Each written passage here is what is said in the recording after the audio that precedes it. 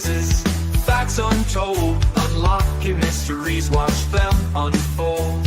Puzzles, quizzes, mysteries unfold. Brain benders banter, keep your mind on fire, twisting and turning higher and higher. Trivia and facts keep you on your toes, where the next challenge leads, nobody knows. Mind on fire, nobody knows. Riddles and corner secrets to reveal, each question a journey, every answer a seal. Cognitive playground where neurons spark, lighting up pathways through the mental dark. Secrets reveal, pathways spark. Brain benders banter, keep your mind on fire, twisting and turning higher and higher. Trivia and facts keep you on your toes, where the next challenge leads, nobody knows. Mind on fire, nobody knows.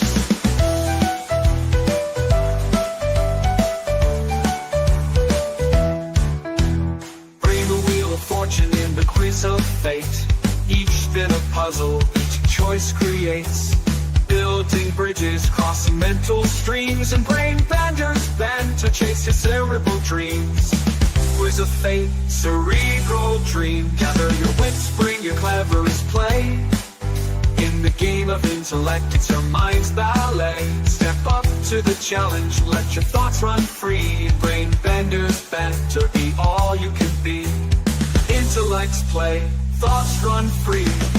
Brain benders banter, keep your mind on fire, twisting and turning higher and higher. Trivia and facts keep you on your toes, where the next challenge leads, nobody knows. Mind on fire, nobody knows.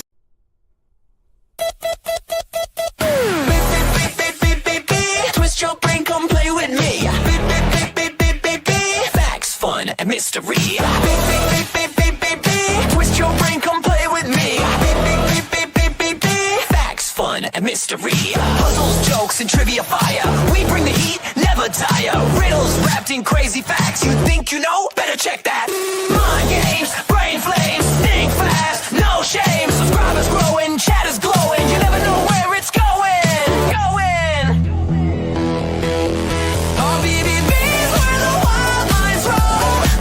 From quirky laughs to facts unknown. Click that sub, don't miss the show. Let's twist your brain and let it go. Hey, hey, all brain benders banter, best of the net. Weird, wild, fun, you bet. Hey.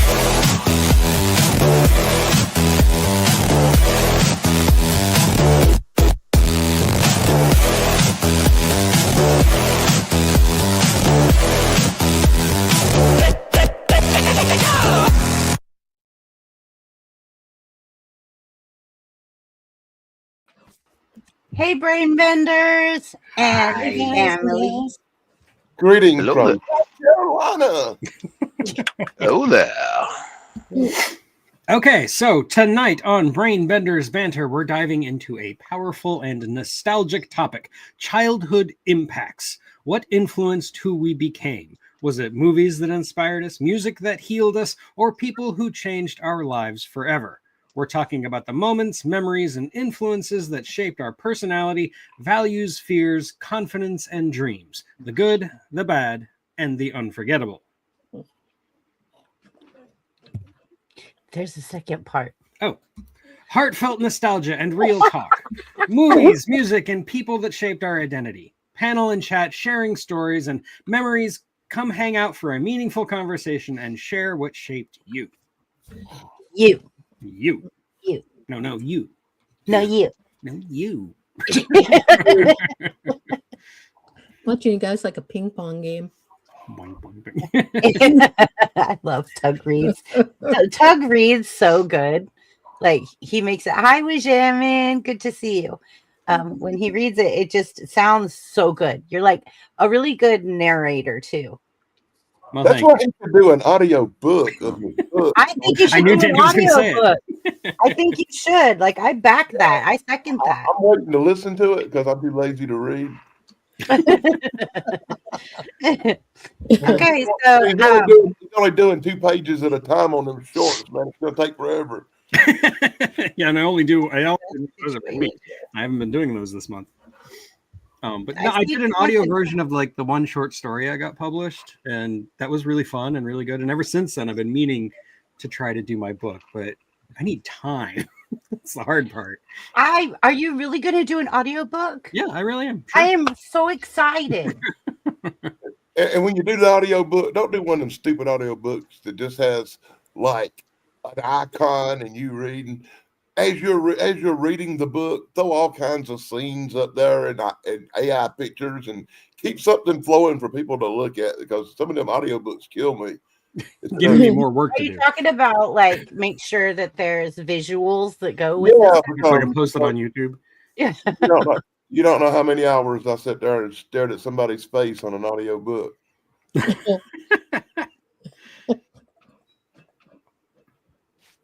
Fly to the So Navy. you want a YouTube video? That's what it sounds like he wants. Yeah. Okay. If You you're gonna just put an listen. audio book, if you're gonna put an audio book up on YouTube, put some visuals with it, because it's YouTube. Don't be stupid. No, but what we're saying is like an audiobook is like with like Buff's driving his truck, right? He listens to an audiobook. It's He's just not meant to looking. be listened to. That's the You whole don't point. have to Otherwise, watch- just make a movie.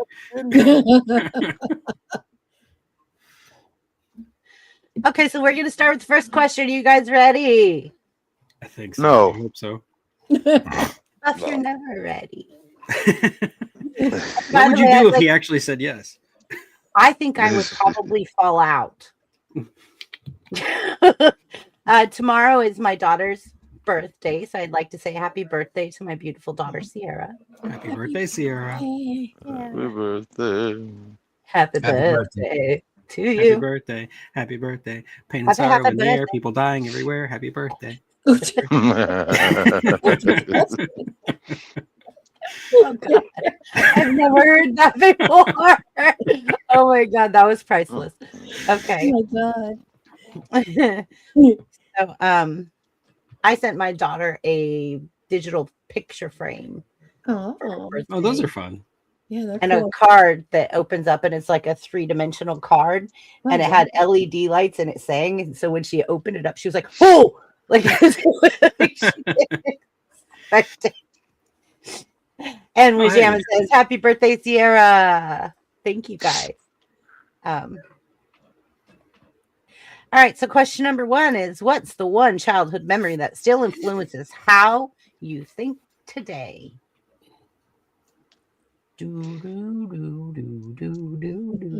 I got to think some more about this one because I have a lot of childhood memories that I could put in there, but I got to Yeah. think about it. Many. I would have to say, to me, the one that comes to my mind is the first time my mom had took me to a haunted house and I got scared up.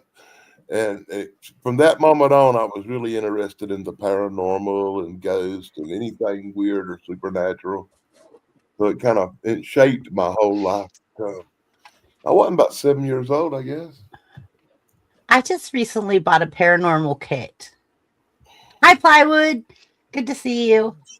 I just bought a paranormal kit that's got like an EF You got the EF meter and all that stuff. Yeah. and then like one of them recorder things, and then I got another thing that like scans through radio stations really fast. And I'm scared to use it. I don't want to take it all out of the box. Does it have I'm like, does it have a cute little Ghostbuster symbol on the side of it? no, Danny. $150. Let her have her EVP. Oh, do you have any more money you want to burn? You can send it to me. Let her have her fun. Hey, I like the paranormal stuff too, but you know what? It scares me. So now I have it, and I'm like, I'm scared to pull it out because what if something actually talks through it? And I'm like, I don't know if I can handle that. Then I recommend you do not get a Ouija board. I won't ever. But it's Spoiler funny. alert. It's funny because on an aircraft carrier, in the tower, there's a big board, and it has an image at the top of the aircraft carrier, the flight deck. And on on that board, and then it's covered in like plexiglass, right? And there's LED lights underneath, and it shows like all the different places. And so there are handlers that are up there, and they move these little pawns around to show like where the fueling people are, where the planes are at, where the equipment's at, and they move them around the board.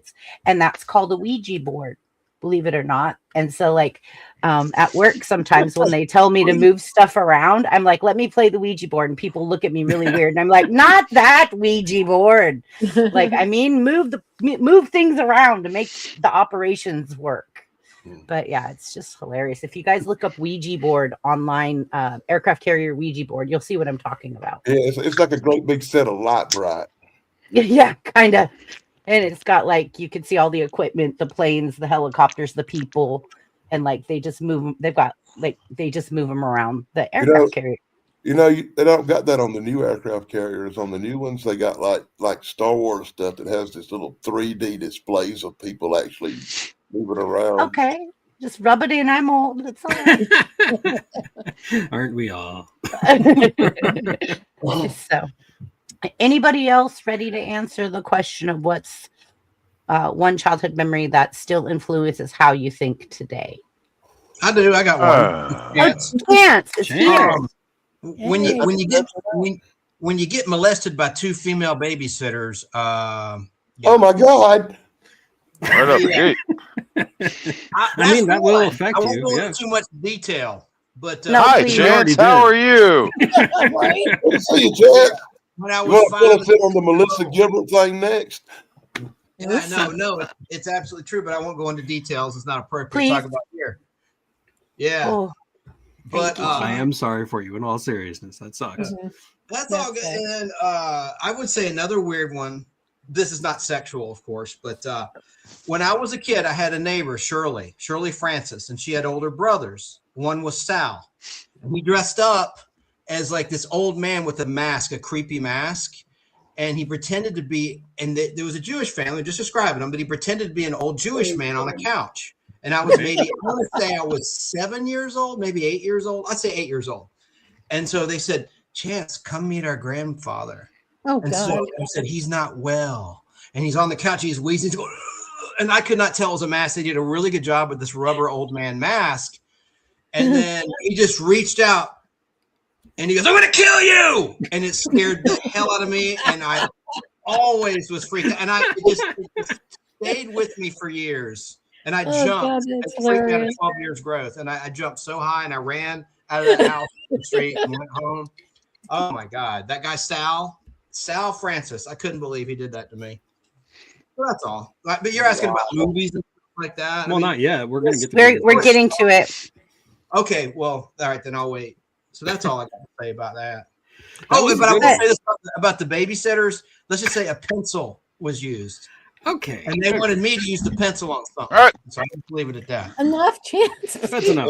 You say that like it was a bad thing. Well, hold on. Wait. Yeah, I'm listening now. Hold on. Oh, I'll tell the story another time and in a more appropriate setting. Hey, you come on my channel. You come on my channel and tell it. That led to senior in high school with the teacher. She was 37, I was 18. That's it was a vicious cycle. Life and times of Chance. Oh, like a fun cycle. Don't Yeah. it's just The French teacher. Yeah. Of course. oh, even better. Parlez-vous français? Oh, oui. And now, Chrissy, look at the camera. I'm gonna open my camera just for a second. This is not a slam at you, but look what I'm drinking hot tea out of. Ah. Hey, I'm a potato. you. Very Let cool. me explain. That's I got that in the mail from another YouTuber, and it's called the VHS Club, and they review movies on VHS. That's their shtick. It's two ladies, and they're both Canadian. One became a U.S. citizen, and they mailed that to me. And they call their people in the chat the little potatoes. Oh, It's, Oh, it's a potato with holding a VHS tape. cute. yeah, I saw that. Yeah. Yeah, I like being a That potato. is so cute. Neat. It's Yes. the biggest compliment. Mhm. We're all potato tubers, YouTubers. That's right. We're all tubers, the root of all Just- life. Just some continuity for long-time viewers of our That's little so Saturday true. stream. Because Yes. Chrissy's explained what that's all about, that potato business. We don't have to get into that. No, it's okay. I embrace it. Because everybody loves potatoes in every Yes. form. Oh my God, mashed potatoes, fried yeah. potatoes, Fried potatoes. hash browns, French fries. I had some like delicious waffle fries today. You can do a Forrest Gump shrimp thing with potatoes. Scallop. Exactly. Yeah, absolutely. Mashed El gratin potatoes, Don't give them no ideas, man. El gratin potatoes, French fries, fried Baked potatoes. potato. Oh God, bubblegum shrimp of potato.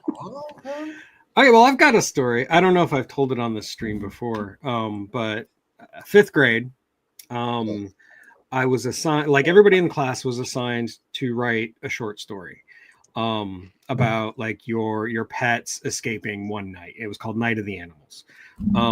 And so what I wound up doing is usually on a project like this, when even at this age, what I would do is I would wait till the last possible second and start crying to my mother, and she would write it for me.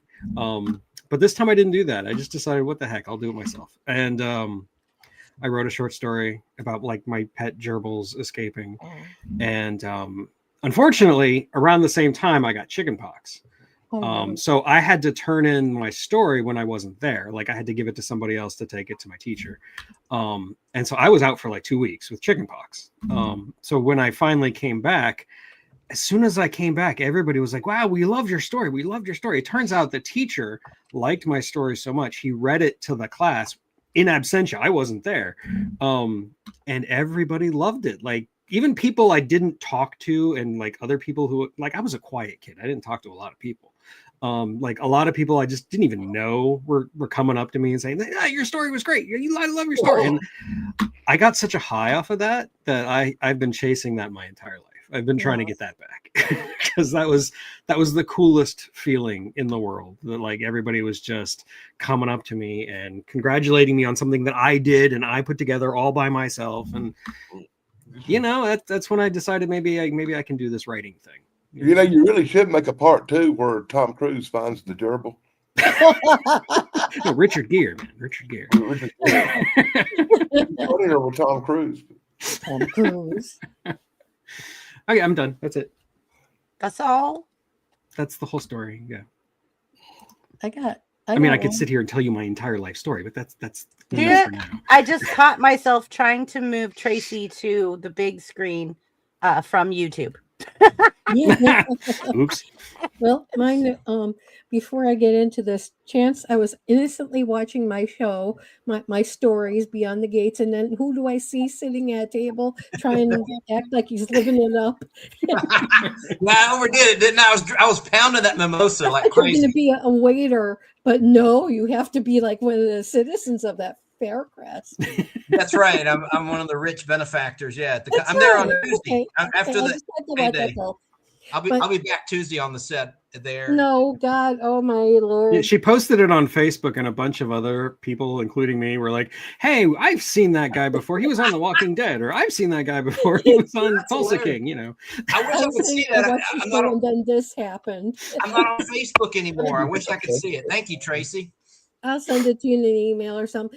But my childhood memory is of my babysitter's brother. See, if she couldn't come babysit me, her brother would babysit me. He was real fun. He kind of taught me how to ride my bike. And it was funny because he, I always had training wheels, so he took the training wheels off, like probably about a day or two before that. And then he had to babysit me the day afterwards or something like that.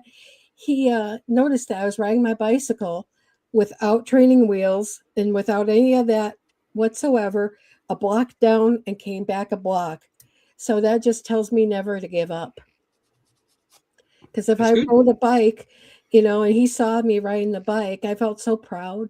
oh, Tracy, Yes. you've got something going through my head now from that story. Uh-oh. Bicycle, bicycle. I Oh, want you to Queen ride song? my bicycle.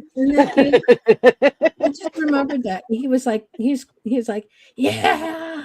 It was fun. And he was a good Cool. teacher.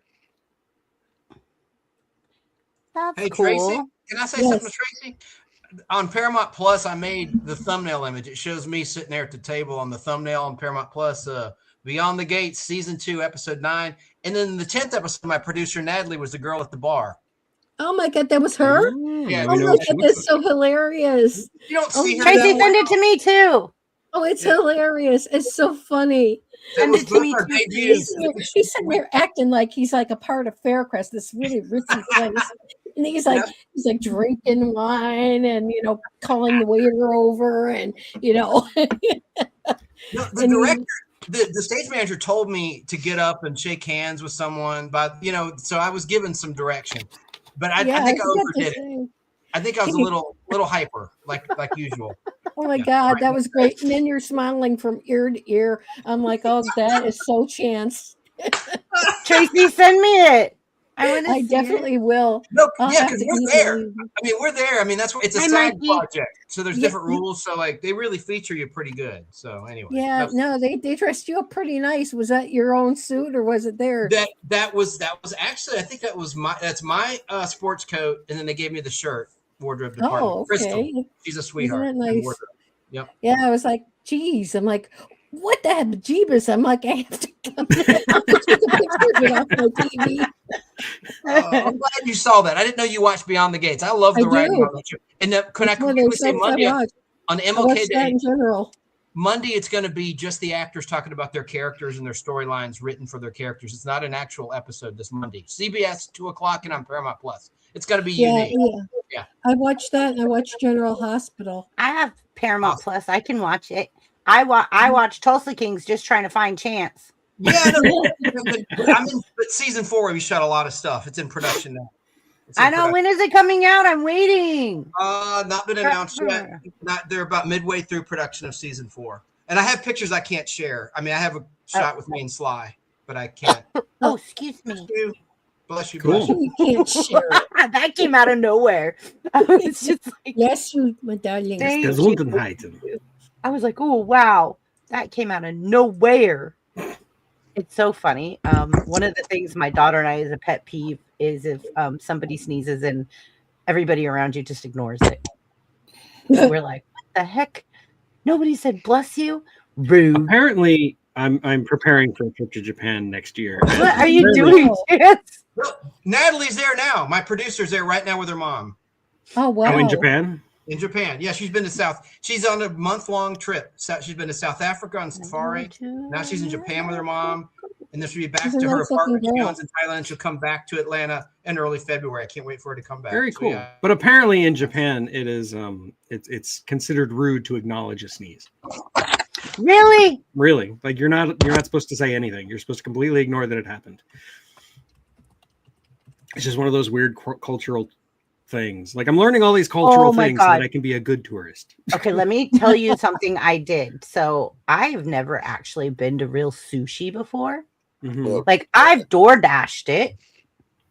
And I get, like the little rolls and stuff. And I've went to like quick little places like cafes that have like the sushi rolls and stuff. And they're like normal, like 5 pieces of sushi roll. And they're pretty decent. Or you go to the like buffets where they have like the sushi rolls. You have like a California roll or whatever. But my daughter came out right after Thanksgiving and she said, her and her boyfriend said, we want sushi because we live in the desert now and we don't ever get sushi. So we went to an actual sushi place, right? I'm oblivious. I've never. But my brother and his wife and their one son came. And then it was my daughter's boyfriend and my daughter and me. So I sat across from my brother. And then my daughter sat across from my nephew. And my daughter's boyfriend sat across from my brother's wife, my sister-in-law. And we all put in our orders and it was fine. And then I had a hard time because they're like such a huge menu, right? And so I'm sitting there and I am like, okay. And then all of a sudden I see the table next to us. Their sushi rolls came out. And I was like, oh my God. And I look at my brother and my brother eyeballs is this big. And me and my brother looked at each other like, what the heck did we do? The platters were like this big. Oh my God. And I was like, That's a oh humongous roll. God. I ordered 2 rolls. My brother ordered 3. My daughter ordered 2. There were 2 bento boxes and then a mixed platter. That's a Yum. lot of food, man. Oh God. sounds And then really when the good. bill came and they told me it was $350, I about fell on the floor. I was like, Oh my what is gosh. this? Expensive. I was just like, this is the most So- insane thing ever. I mean, it was a fun experience, but let me tell you what I did. I was so embarrassed.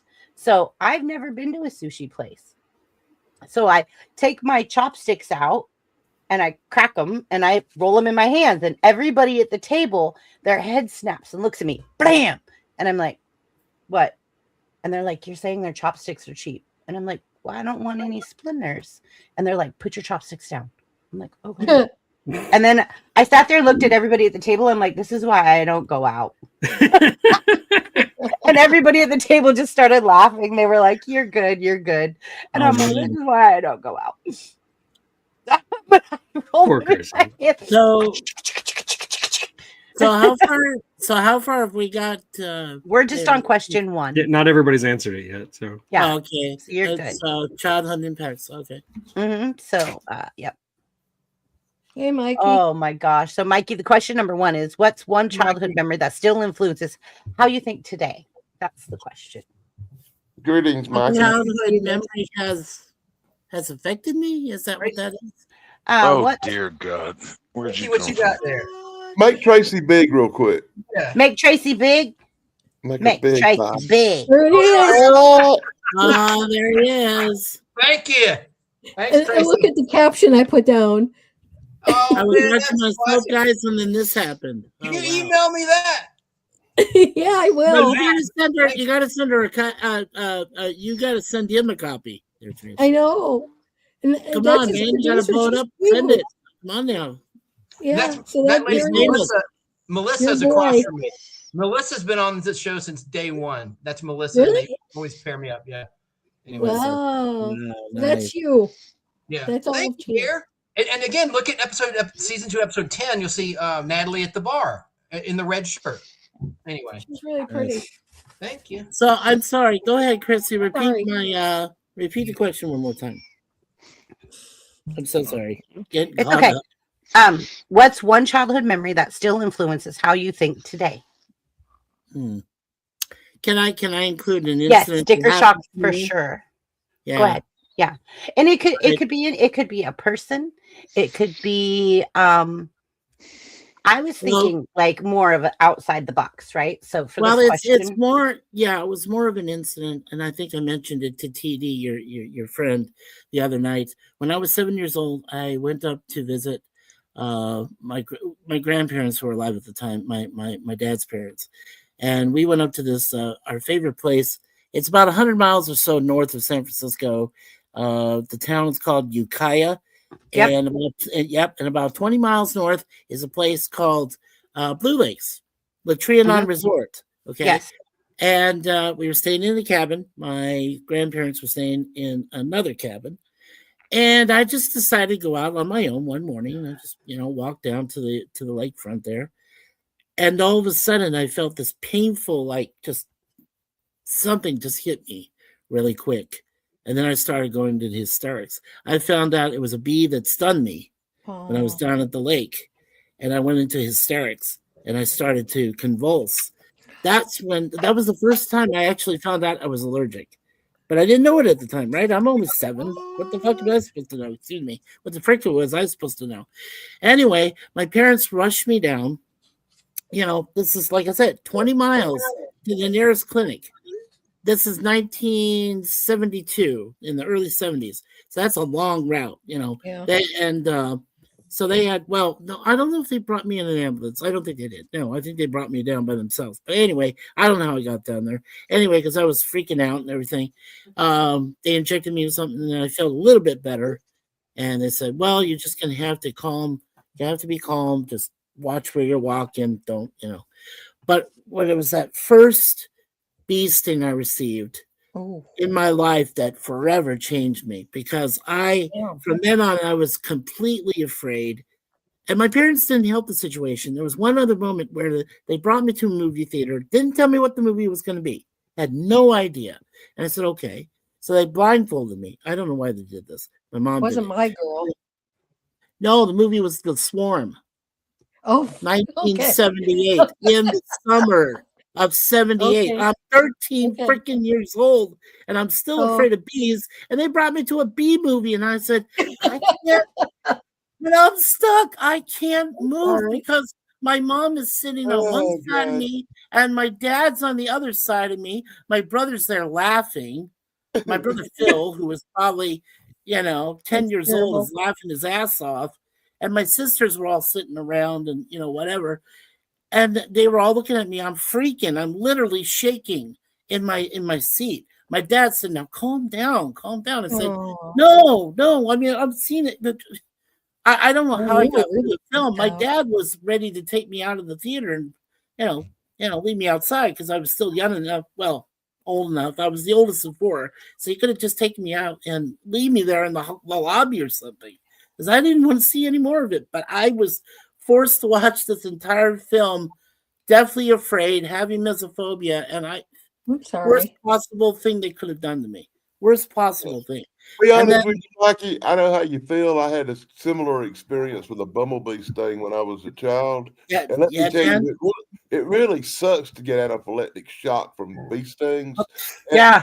right after Yeah, I had that. right after that happened, I was Damn. sitting there watching some movie on the TV, and Yeah. it was the one with what was it? The killer bees, and it freaked me out. Yeah, the Africanized killer bees. That's the swarm. Yeah, Yeah, that just the old movie idea where of they get on- Africanized. the old movie where they get on the Volkswagen and the girl Yeah. strapped Mm-hmm. Yeah. and it gave me a freak out for a little while. Well, the other thing that freaked me out was the story that I keep telling because this is an absolute true story. Over in an area called Glendale, Arizona, they had this old man and his dog. The dog was starting to swap his front paw at one of these bees. It was the Africanized ones, and you know how the pheromone thing works, right? So this thing's swapping at it. Next thing you know, a whole hive comes out of nowhere, like out of nowhere from a tree or whatever. They were probably one of the trees there. They came down and took out this old man and the dog like that, stunned them to death, both of them. It was in the paper. It was in Arizona Republic, and Oh, I yeah. freaked out. I said, "Holy shit!" I said, "Because I'm sorry, Ah! holy scab." Sorry about that. But anyway, no. I mean, my You're lucky you parents didn't get the live- goat. Well, no. My parents live over in Scottsdale, and they live down near this wash, and in the wash are the bees. Now, I don't know how I avoided, because I took Suzanne with me, right, to visit my folks for a little while. And we've been to their house, and we were at our apartment and everything else like that I still had. To this day, I don't know how the heck we avoided any bees, but I don't know.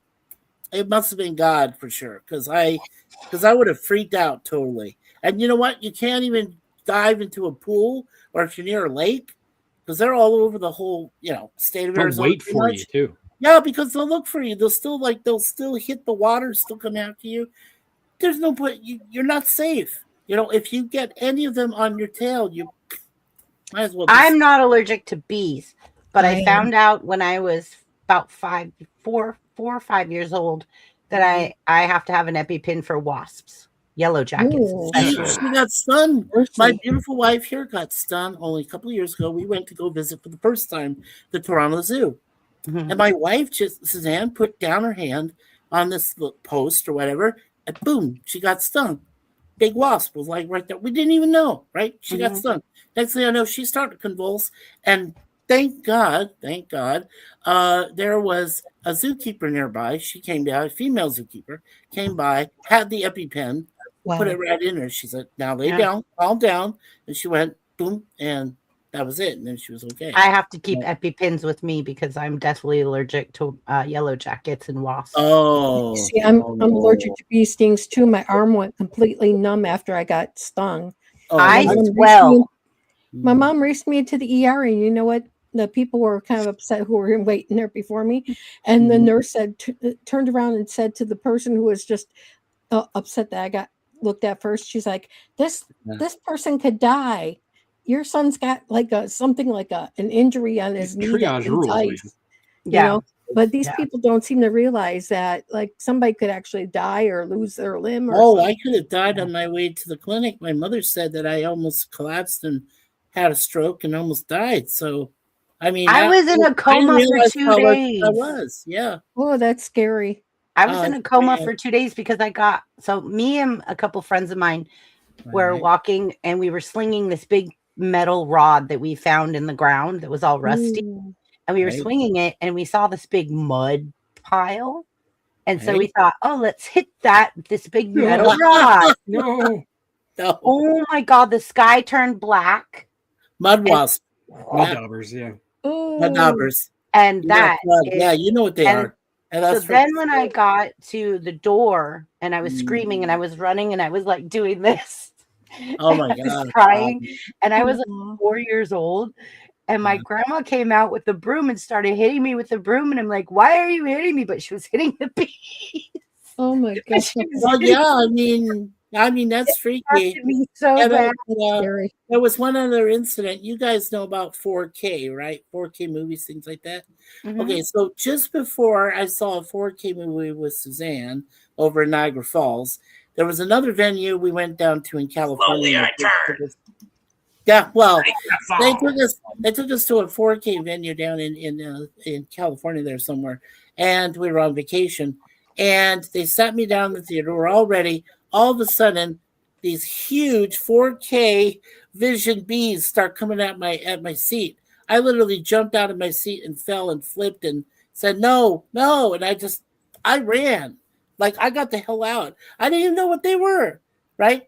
I didn't know it was a special effect, 4K, what a big bee, And my mom said, it's not going to hurt you. Come back. And I'm like, are you kidding me? It literally looked like it was going to come in and sting my ass. And this thing is huge. It's about like this. A bunch of them. I was like, why did they do this to me? I couldn't even get a therapist. I tried to get a therapist up here in Canada when I moved up here.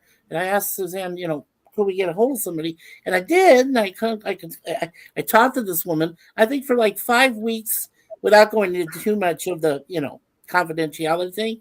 I talked to her for like 5 weeks. Nothing. Didn't solve a thing. Like she was putting me into some kind of false sense of security, and it didn't work. I was like, the following summer, I see a bee that was coming at us, but we were just, the bee wasn't even at where we were sitting. It was in the bus stop, and literally I freaked. Like I wanted to run away. I just didn't want to be there. So, yeah, I was still afraid of them to an extent. I So am. just to let you guys know, we are on Sierra's big screen. She just sent me a picture.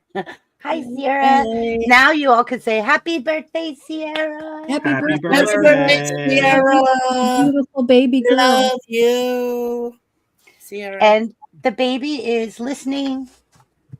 Yeah. Hello, Yes. baby. Aw, This is where baby. baby gets to see Gramsy. So cute.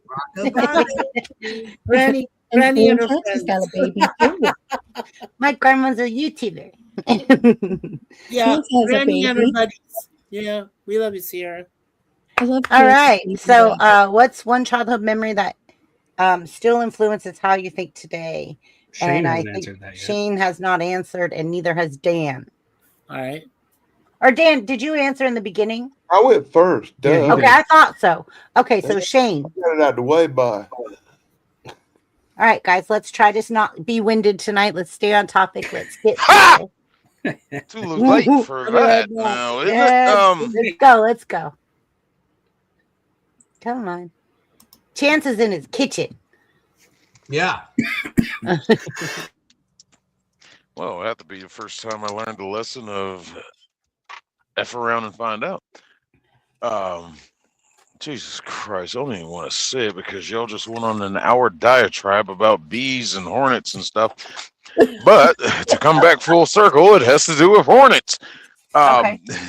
Probably about 6 years old, maybe 5.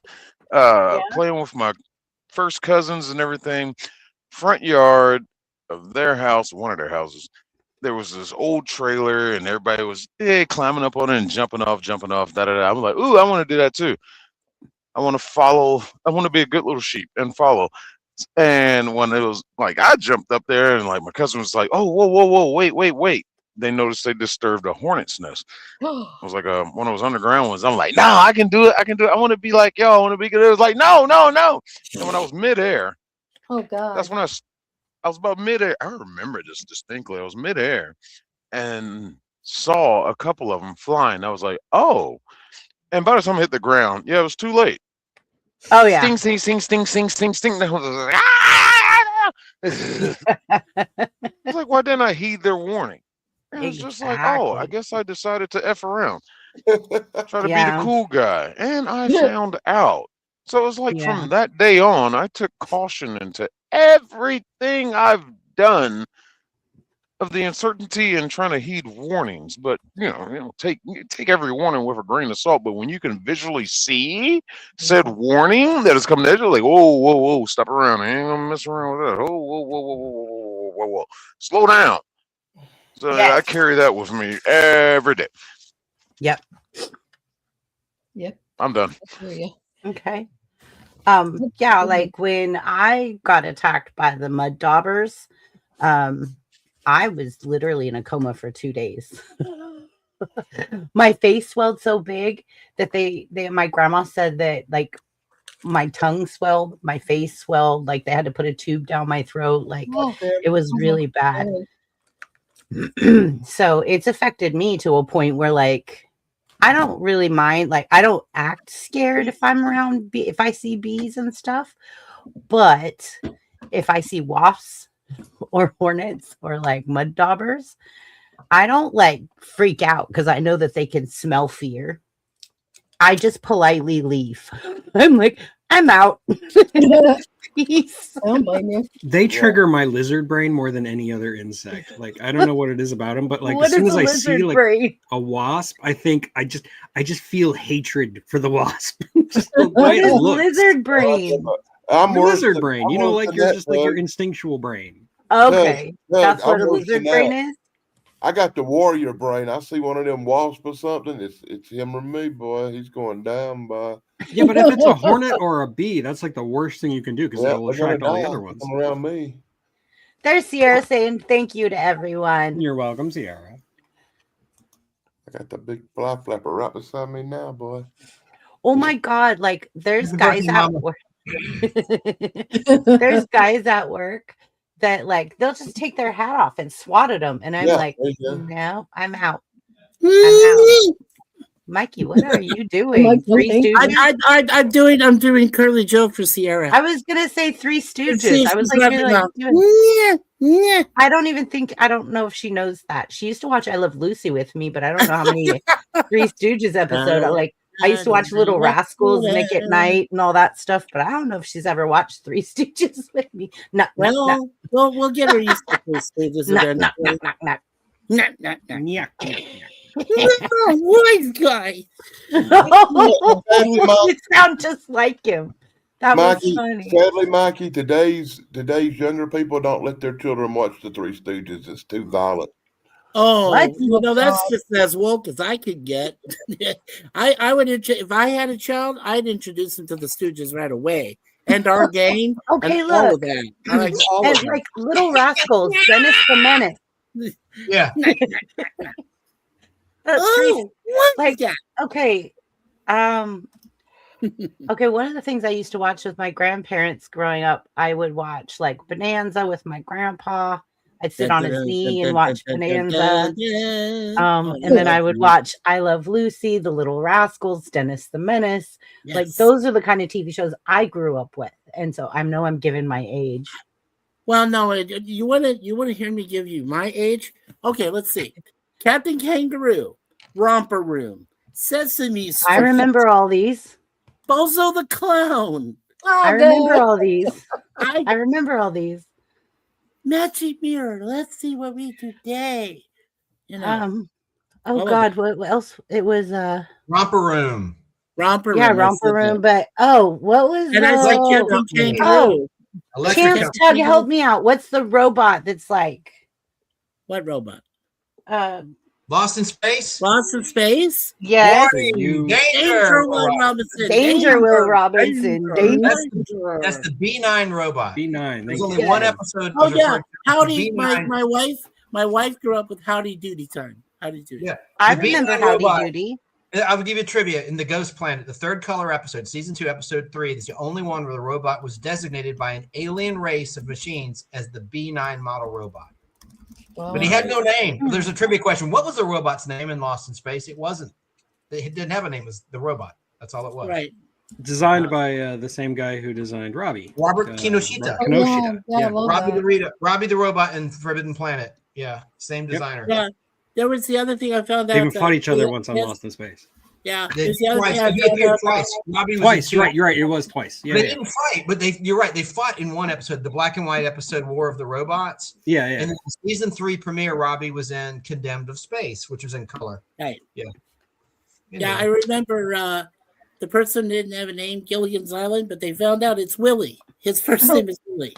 Leave It to Beaver. Yes, was jamming. Yeah, Leave It Yes, to Leave Beaver. It to Beaver. I love that show too. Oh My yeah. parents made me watch like How Matt about- Perry Mason. So. Yeah, I was gonna say Suzanne just mentioned Plywood another one. just had a How good about one too. Gumby? How about Yeah. Gumby? I must be- Tom Terrific. Going way Tom back, Terrific. How I to used do. to watch the Lone Ranger in the Yeah, we Cisco. mentioned Howdy Doody there, Chance. How about George of the Jungle? Oh yeah, The cartoon. George, jungle friend to you and me. Oh, watch out for that tree. Tarzan. Oh, And the Planet of the Apes. Like I remember watching that very, very young. TV show, Yeah, yeah. but do you remember now was that the one that featured Ron Ely or Johnny Weissmuller? I don't know. Chance. Chance would know. Hell. Chance He's talking about Tarzan. He's talking about Tarzan. I don't yeah, know. but which one? I was don't it, know Chance? names. Come on, Eli. Was no it one Johnny heard of her Weissmuller age. first and then Ron Ely? Was it Weissmuller and then Ely? I think it was. It was I- Ron I- Eli. It was Ron Ely? Okay. It was in the 70s.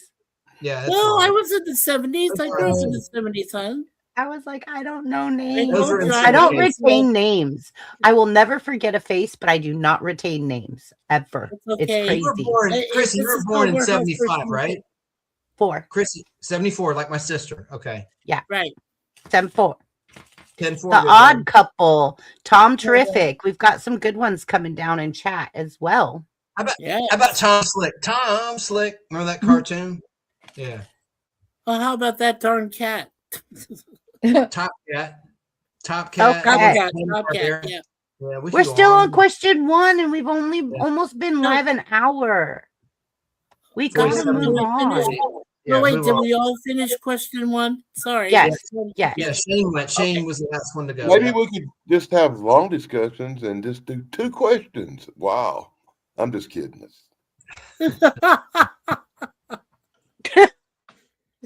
Dan, you're awesome. What movie did you watch as a kid that shaped your personality, values, or imagination? Well, I'm going to have to go with The Exorcist on that one. Okay, I'll put you No. first. I'm letting you go first. Let's go. Let's grow. That's good. I was making Wow. a joke, but okay. What was the question again? What was the movie that inspired you as a kid? What movie did you watch as a kid that shaped your personality, values, and imagination? Oh, that's a hard one, but I'll have to go with my favorite of all time, The Night Stalker. Coltrane. Kolchak the Night Stalker actually carved my personality as the Night Stalker, the one who goes out and hunts down mysteries. Darren McGavin. I was, like I said, I became a paranormal investigator because of shows like that. Nice. Mm-hmm. Yeah, Darren McGavin, man. Oh, what a great guy. You don't Yeah. have to make me big. Why not? That's what she wants. Kevin, Okay, look, I like to make the person speaking big so everybody else knows it's that person's turn to talk. There you go, Dan. Size matters. Mm. Chance, stop that. that's pretty much my answer. Just the Night Stalker. Okay. Anybody else like Yeah, have mine's easy. Mine's easy. okay? And you said a movie, right? A movie? Oh, that's What easy. what movie did you watch as a kid that shaped your personality, values, or imagination? Star Wars. I mean, Star good Wars. answer. Yeah. Yeah. It defined. Here's the thing. Before Star Wars, there were two movies that really influenced me, right? One, of I'm course, gonna pick one. was 2001: A Space Odyssey. I saw that when I was 4 years old. My dad took us. We saw it, in the theater, whatever. Fantastic Kubrick film, awesome. The next one that really influenced me was Jaws, right? Because Jaws made you afraid to go into the water. Yes, I was afraid of the deep end of my pool. Yeah. I was scared to go in a kiddie pool. Okay, But folks, understand, we were living in the Bay Area, right? Up until about 1971. And I think we went back and visited a few times. But I knew in the Pacific Ocean, over where the Golden Gate Bridge is and the peninsula, and if you go out to the Farallon Alcatraz. and Alcatraz, you've got great white sharks in there. And I was feared because after I'd seen the film, last time I went there to the Bay Area, whatever, stepping out into the ocean and I'm literally swimming and I'm freaking the heck out because I'm thinking there's got to be a shark that has my name on it. I'm thinking as a kid, I'm literally thinking he's going to come after me, whatever the shark was. I didn't care. And I was scared. I was legitimately scared. I got caught. Later on, I got caught out. I was with my parents. We were visiting the Hawaiian Islands, and I got caught out over a mile away from shore. And my dad is yelling at me like, "What the beep, beep, beep? What are you doing out there?" And I said, I touched the sea turtle, and long story short, that thing carried me all the way out, and I'm about 1 or 2 miles outside of shore. And of course, there are sharks out there. So immediately my childhood fear came back and I said, oh my God, can I make it back? I don't know, but no, but really, seriously, those were a couple of films early on. But when I reached Star Wars, that was my love for movies. That's where I realized there can be fantasies made of movies. This is where, real life, good versus evil, it was all defined for me because you remember Lucas said at one time he wanted them to have a religious undertone, right? He said that when he started the Star Wars thing. So, and of course, I was like, I didn't know that yet, but I waited over 3 hours in the hot 100 plus degrees sun with my best friend Larry at the time, Larry Bartels. We waited for the film, and when we saw it, it changed our lives. I went back 3 more times to see it after the first time. Good. So, all right. Anybody else? Yeah. Okay, I can go. Yeah, you're ready to go. Go, Tug. Yeah. Go, Tug. The Last Starfighter. It's your birthday. Nice. This movie, like, I mean, I was a gamer practically out of the womb. So like when I saw The Last Starfighter, it was the idea of like this kid from a poor. I mean, I grew up poor. Like the first 9 years of my life, I was living in the slums. And so the idea of this kid from a trailer park just playing video games and not knowing what he's going to do with his life suddenly gets wrapped up in this like space adventure and saves the world and all this stuff, saves the whole galaxy. Like, I don't know, that really like ignited a lot for me. It really like opened my eyes to just possibility and, imagination and science fiction and video games, all these things that I loved all coming together in one place. And that movie really, I don't know, that movie kind of changed me. Kind of changed my life. So, yeah, there you go. Yeah, it's the one that you mentioned. I remember from it, Robert Preston, the last performance. Oh yeah, Robert Preston is so good in that movie. Yeah, and I remember. Do you know who's in the trailer park neighborhood? Is Meg Wiley. Yep, Meg Wiley's in there. Yep. She was in the Star Trek pilot, The Cage. There's a lot of Star Trek people in that movie. Remember with the big head, the big misshapen head? From The Cage, yeah. Star Trek. Yeah, that was Meg Wiley. She was one of the neighbors. Will Wheaton is also in that trailer park. And let's see, Mark Alima, who plays Gul Dukat, is the Zandozan guy. He's like the hitchhiker who gets turned into the Zandozan. There's a lot of Star Trek people in that movie. So, anyway, I'm done. Last Starfighter, great movie. It definitely inspired me as a kid. Very There's a nice. video of it on my channel. Chrissy, Brainbenders And Banner. it's got some really good space battle scenes. Oh my It god! does, in fact. What's that, Chance? Hey, and there was supposed to be a video game. There And it was, meant to yeah. be credit and a sequel. But somebody did actually make the video game. Like they kind of like reverse engineered it, and you can actually buy it. It's like I actually $1,000, but you can buy it. I actually saw the video game. I kid you not. I saw it in a Phoenix mall. It was called Metro Center Mall. It was in their arcade. Yeah, they was do like- have arcade cabinets. They exist. They yeah. did, and what was weird was it's only there for a limited time. Because I played it once and I sucked at it. I think I didn't even get to the galactic, whatever the barrier thing with Greed talks about. And, Oh yeah. yeah. Well, So if you did good on it, you would have disappeared. So you probably come out. Yeah, they would have taken you away. yeah, that's another great actor, John Dan O'Hurley. O'Hurley. Played Yeah, Greed. yeah. Like Yeah. when I found out that was Dan O'Hurley much later in Dan life, when I knew who O'Hurley, yeah, Dan right. O'Hurley he was, it was like it blew my mind. I had no idea. Right under all that makeup. Yeah. From Halloween 3, man. Yeah, See, Halloween 3, Yeah. same guy. Yes, he is. Yeah. Season of the Witch. Yeah. Which had nothing to do with Jason. Oh at all. god! You mean Michael Myers? It's like none of them. had anything Or to Michael do with it. Myers, whatever. Sorry. There's Got that all Okay, wrong. who's next? Okay. Next. I got Let's one. go.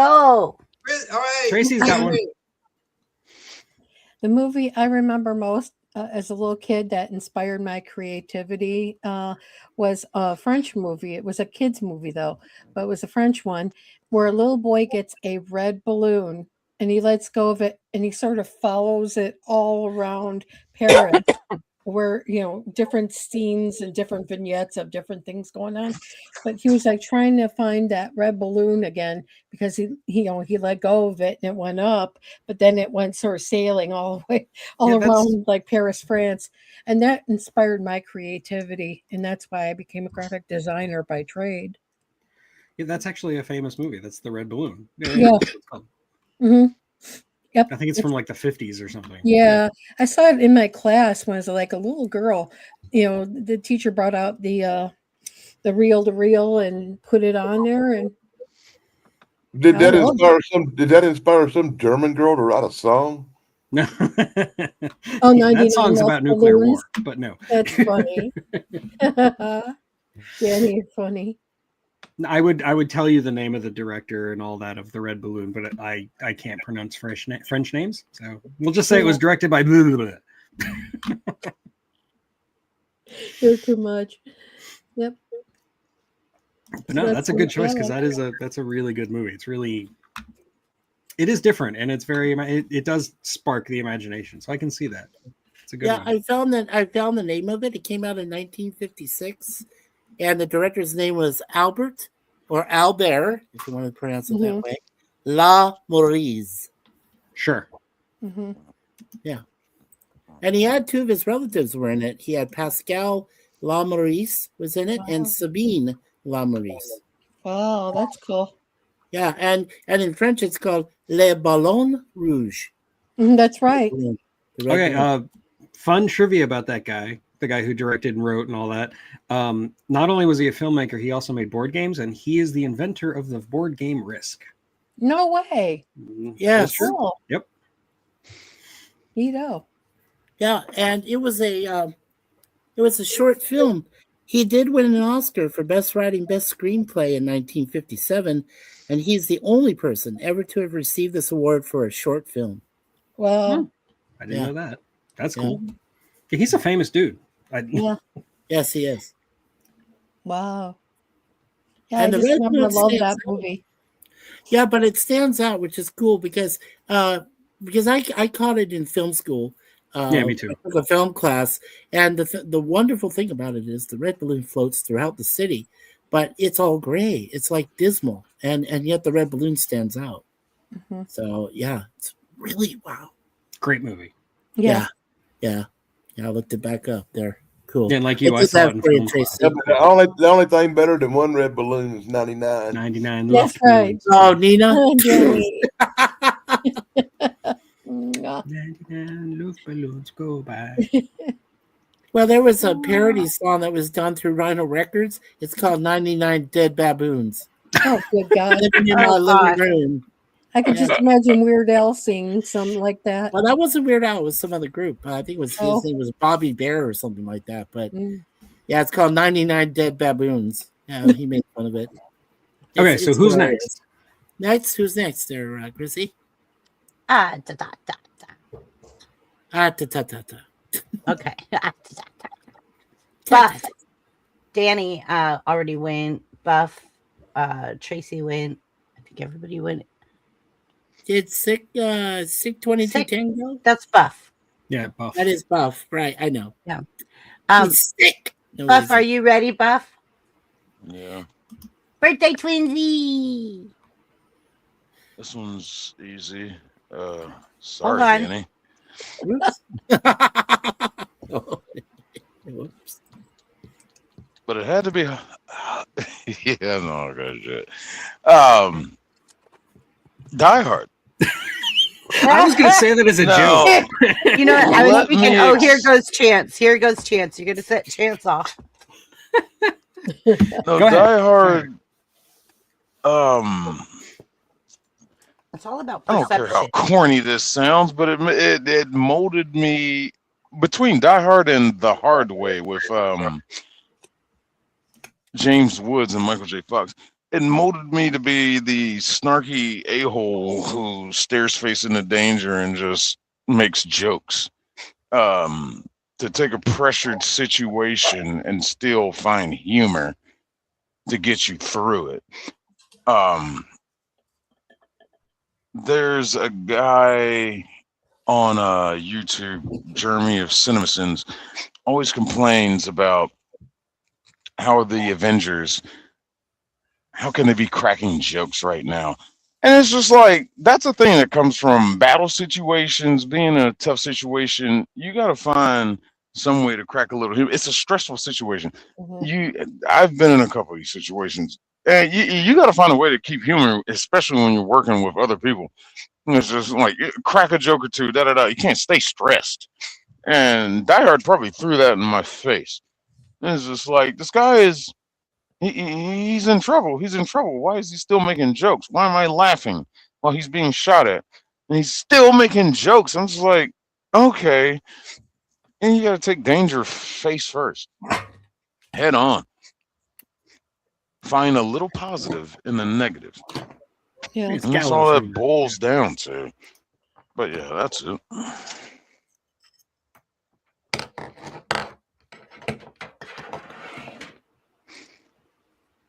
But seriously, I watched a lot of 80s action movies because that was my family's jam. We watched, Lethal Weapon, Die Hard, the whole 9 yards. We watched them all. Like 48 hours. 48 hours, sure. I So I can completely- say they probably molded me to some extent too. And yeah, I never found it unbelievable that people would quip in high stress situations. That seems like human nature to me. That seems totally normal. Yeah. I completely agree with Buff because when I was overseas in the military, some of my best memories was us just kind of in a stressful situation, but trying to make light of it to take our mind off of it. And those are the things that kind of stick with you. Those I are could totally- releases, they release Yeah. the tension. Well, I had a fun one today where I'm up here in Michigan, and look, ever since I left home a couple of days ago, I've been up here, routing me from Georgia up to the Great Lakes, and then it's back and forth between Michigan and Wisconsin or Minnesota, whatever. And it's been nothing but snowing, of course. But I'm over in Michigan, and everything's behind schedule, stressed out. I get over here to Nestle, up here in Michigan, North Michigan, and I'm supposed to live load, according to them, talking to my dispatcher last night, live load. And I'm like, oh, I'm running out of hours and everything. And I'm like, okay, I get over to Nestle. I'm like, wait, this just doesn't feel right. They told me, oh, here's your trailer. I'm like, what? Is a dropping hook? And he's like, yeah. I'm like, oh, cool. That was the greatest moment I had in the Oh my God, they past had few you days. preloaded. That's nice. That was awesome. But here's the trick. It was a 46,000 pound load, and I couldn't slide Oh. my tandems because everything Oh. is ice. Yeah. So I'm running like 1,000 pounds over on my trailer. I'm just like, oh, I got to find dry land. And the first patch of dry land I found was 30 miles away from the shipper on the side of the interstate. And I was just like, well, let's do it. And as I'm getting out, just cars, zoom, zoom, zoom. And there's not much of a shoulder. So I'm just running as much as I can in between the truck and the trailer, behind the trailer. Almost got clipped by a car. Oh, good God. I was just like, well, can't get any worse. And as I'm trying to pull the pins out for the trailer and it starts snowing. And I was like, wow, I guess it can. And I stood there in the middle of the highway because it was a break in traffic. I was like, well, while I'm out here, I might as well check the ground. And as I'm checking the ground with my feet, see how slippery it was, I started dancing. And cars are coming, and I'm just like, dancing and just, okay, let me jump back over here behind the truck. All right, before I get hit. And I have fun, man. You got to find positive in the negative.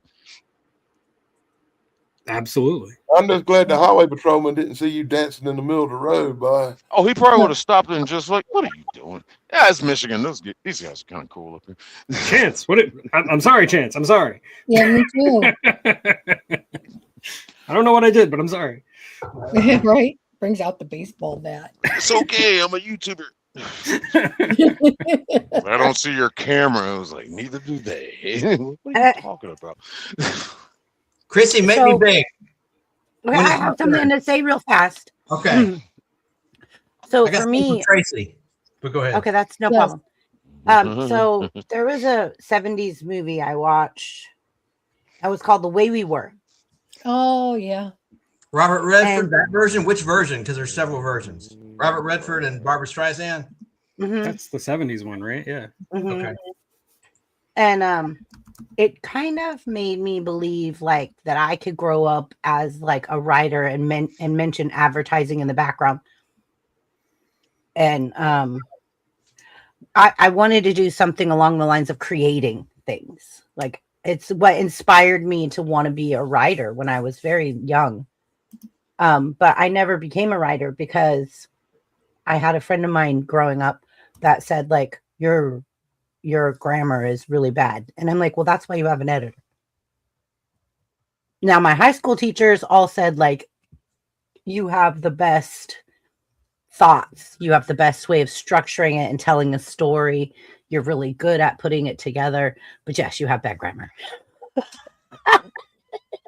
And so I gave up on my dream of being a writer. And then I thought, okay, well, maybe I could like write commercials or create something. So here I am today as a YouTuber, and I'm creating and I'm writing my scripts and my different things. But yeah, it's just far from where I saw myself when I first originally saw that movie and thought like, that's what I want to be when I grew up. And the only other thing I wanted to be when I grew up was an astronaut. Well, you're never too young to start writing. Yeah. Or Ingalls Wilder didn't get published till she was 65. At least your dream wasn't to be a monster hunter. Honestly, save yourself the heartache. Yeah. I mean, even if you write to yourself in your own journal.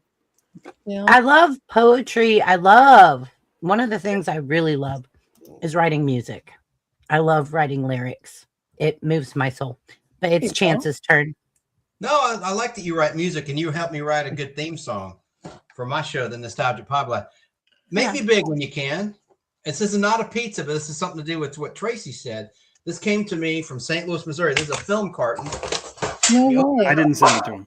Inside is a film can. And it says The Red Balloon. Oh my God, really? So that's like the little reel that you watched as a girl in school. Yeah, that's exactly Wow. the way it was. On a projector. Yeah. Does it smell like vinegar? Nope. Thank God. That's why I was smelling it. And it's not a nice Put it in your wow. salt mine. That's the way we saw it in our classroom.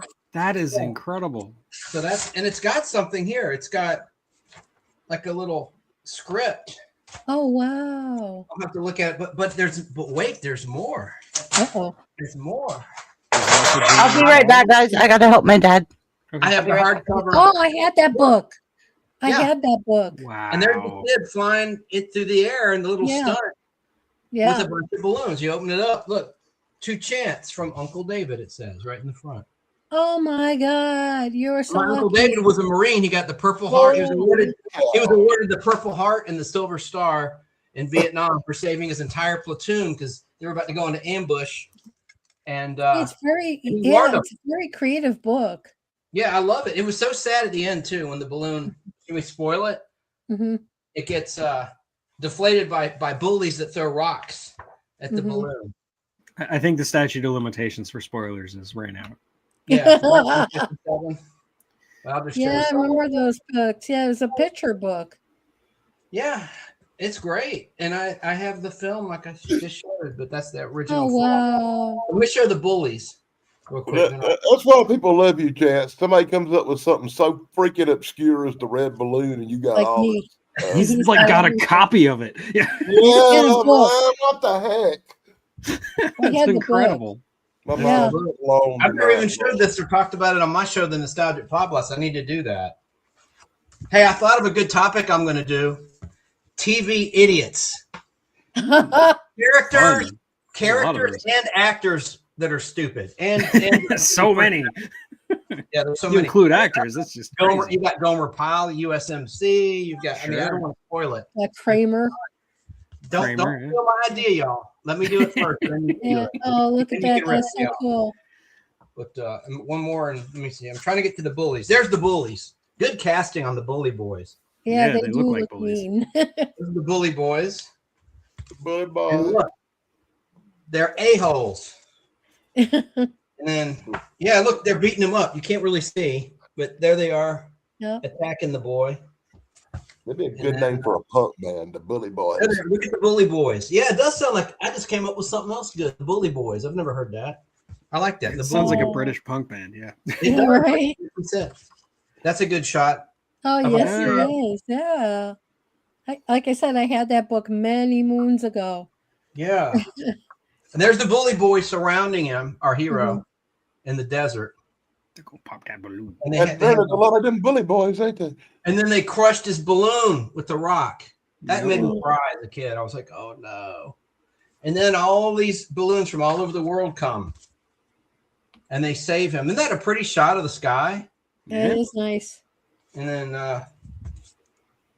there they are appearing to save the day. And then Now I feel like I don't need to watch the movie. there he's I going, really don't. carried Cliff away. Notes, yeah. He's getting Yeah. carried away. Matter of fact, I feel like I might not want to see the movie. But it's still got great cinematography, Yeah, And, it does. front to back. You know, Today there's they the would back. consider that an indie movie. That's it. So I heard you say the red balloon, so I had to go and hunt this down. Wow, I can't believe you found So that. cool. Let's see There if you this- go. You are That the is so man, great. Chance. Well, thanks. You are too. I loved that movie when I was a kid. All right. So we can now. Move Here, on. let me make you. Yeah, there we There go. we Oh, go. oh, Oh, I had it, and I messed it up. there we go. What year was that Thank movie? you. 56. 57, wasn't it? When the No, 50s? it's 1956. 56. 56. Not in 55, released in 56. Yeah. And yeah, it came out during the French New Wave, but it doesn't feel like a French New Wave movie, which is a good thing because French New But Wave it, movies but, are awful. yeah. But as I said, it was a family affair. Chance, you had, the director Albert. Is it only 30 minutes long? Yes, it's a short. It's all Short it is. movie.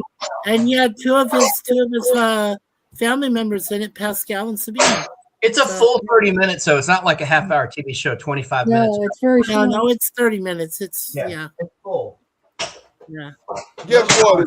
It is on YouTube. I figured it probably would be. Yeah. Oh wow, I have to see that again. Thank you, Dan. Hey, when you're in Atlanta, Tracy, come over. We'll have a private screening.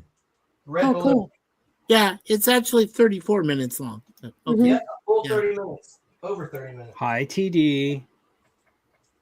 Hey, TV. PD! How's it going, If lady? anybody's interested, I just shared it out on my Danny Staten channel. Cool. Yeah. Yeah, I'd like to see it again. I haven't seen it since college. So Oh wow. When you look Yeah, at it, when you look at the post, it might say something like 99 red balloons or something. Hey, Chance, I love that. Finding on Wolf Hey, Town. and she mentions Captain Kirk in the lyrics. I love that. In Yeah, the that's German right. version, Nice. everyone's a superhero. Everyone's a Captain Kirk. Yeah. So I think everybody's answered the second question except you, Chance. Did Chance answer this question? What movie did you watch as a kid that shaped What your movie? Well, personality? movie or movies, right? Superman, Actually, right? wait, because Mikey, I agree. Star Wars, it would be Star Wars. So Oh, I was Star Wars, Luke. yeah. I wanted to be Luke Skywalker. So that's all I got to say about that. And Okay. more on my channel about all that. Well, then I'm sure BBB wants me to crack the whip. And let's move on to the third question. Wow. Three What questions. song or music artist from your childhood still hits you emotionally today, and why? I'm gonna go with Chicago, the band Chicago, because I listened to a lot of Chicago when I was a kid, and there's just something about the romantic lyrics, "You're my inspiration," so on. I mean, there's like a million songs, and I feel like those songs still hit me today. They still like speak to like a core part of me, my mushy side. And I still dig Peter Cetera's voice. His voice was like nobody else's voice. So Chicago without Peter Cetera, still good, but not great. But I loved Chicago it with with the Peter original Cetera, lead. amazing. Right. Yeah. Peter Cetera's great, but I like the originals best. Okay. Yeah. Like you can go way back. Yeah. Yeah, Anybody really know yeah. what time it is and all that stuff. Yeah. Yep, yeah. I love that. It's a great song. Well, yeah, they were called at the time Chicago Transit Authority, right? Because Then they had that's to what it was change called it. in and- Chicago. well, they changed it because Yeah. Chicago and I got pissed. Yep. It said, "No, you can't call it that because that is our That's transit." ours. Okay, so we'll just name it after the whole city. Fine. Yeah, why not? Why not? Mine's really easy. I've got Okay, only go for two it. bands that inspired me. Growing up as a little kid, I loved the Beatles. Whenever my mom would play it, my dad play it, I'd be dancing, I'd be singing, doing whatever. Loved the Beatles. The other band I grew up with as I got older, the Police. I went to 2 Police concerts. I'm gonna say that.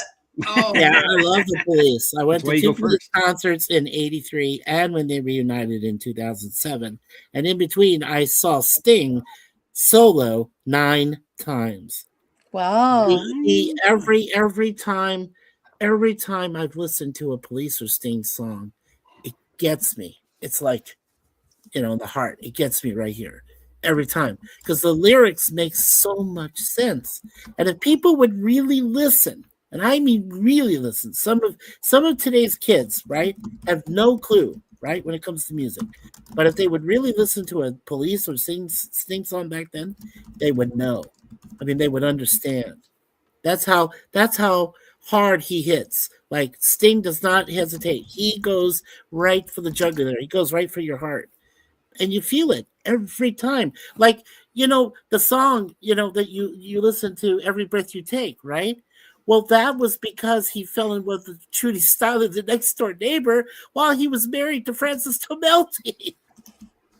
I mean, that you can't fake stuff like that. You Yeah, can't. that's true. I mean, it's just, and people say, well, yeah, it's a stalker song. Well, no, duh. He fell in love with the next door neighbor's girlfriend, the girlfriend of Tomelty. No kidding. Stranger Things. I mean, Now I'm gonna have nightmares. He did. And that last song that really got to me was when the 9/11 attacks, of course. And so he was wondering, questioning in his villa, okay, outside of Tuscany, Italy, and he was wondering and questioning whether or not he should do a concert that night.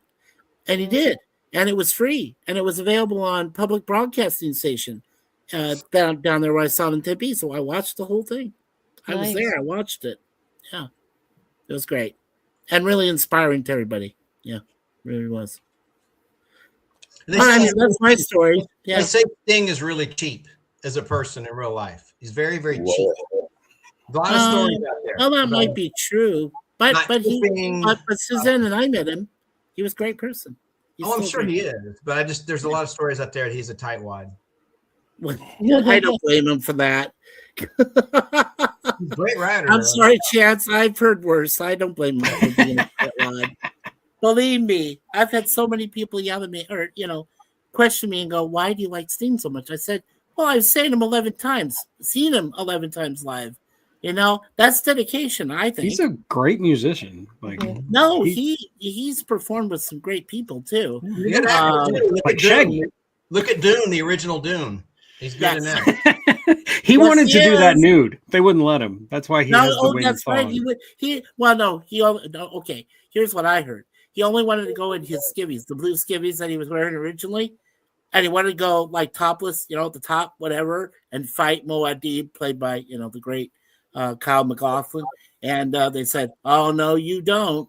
David Lynch even said, "No, you got a good-looking body, Sting, but no, you got to fight him. You got to fight him clothed. Come on now, That movie makes me sick. I swear.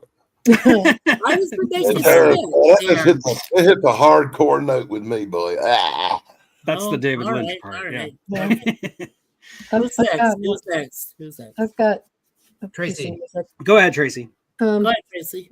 My mom, who passed away years ago, Oh, she used to love to listen to Peter, Paul, and Mary and Joan Baez and all these other wonderful folk singers.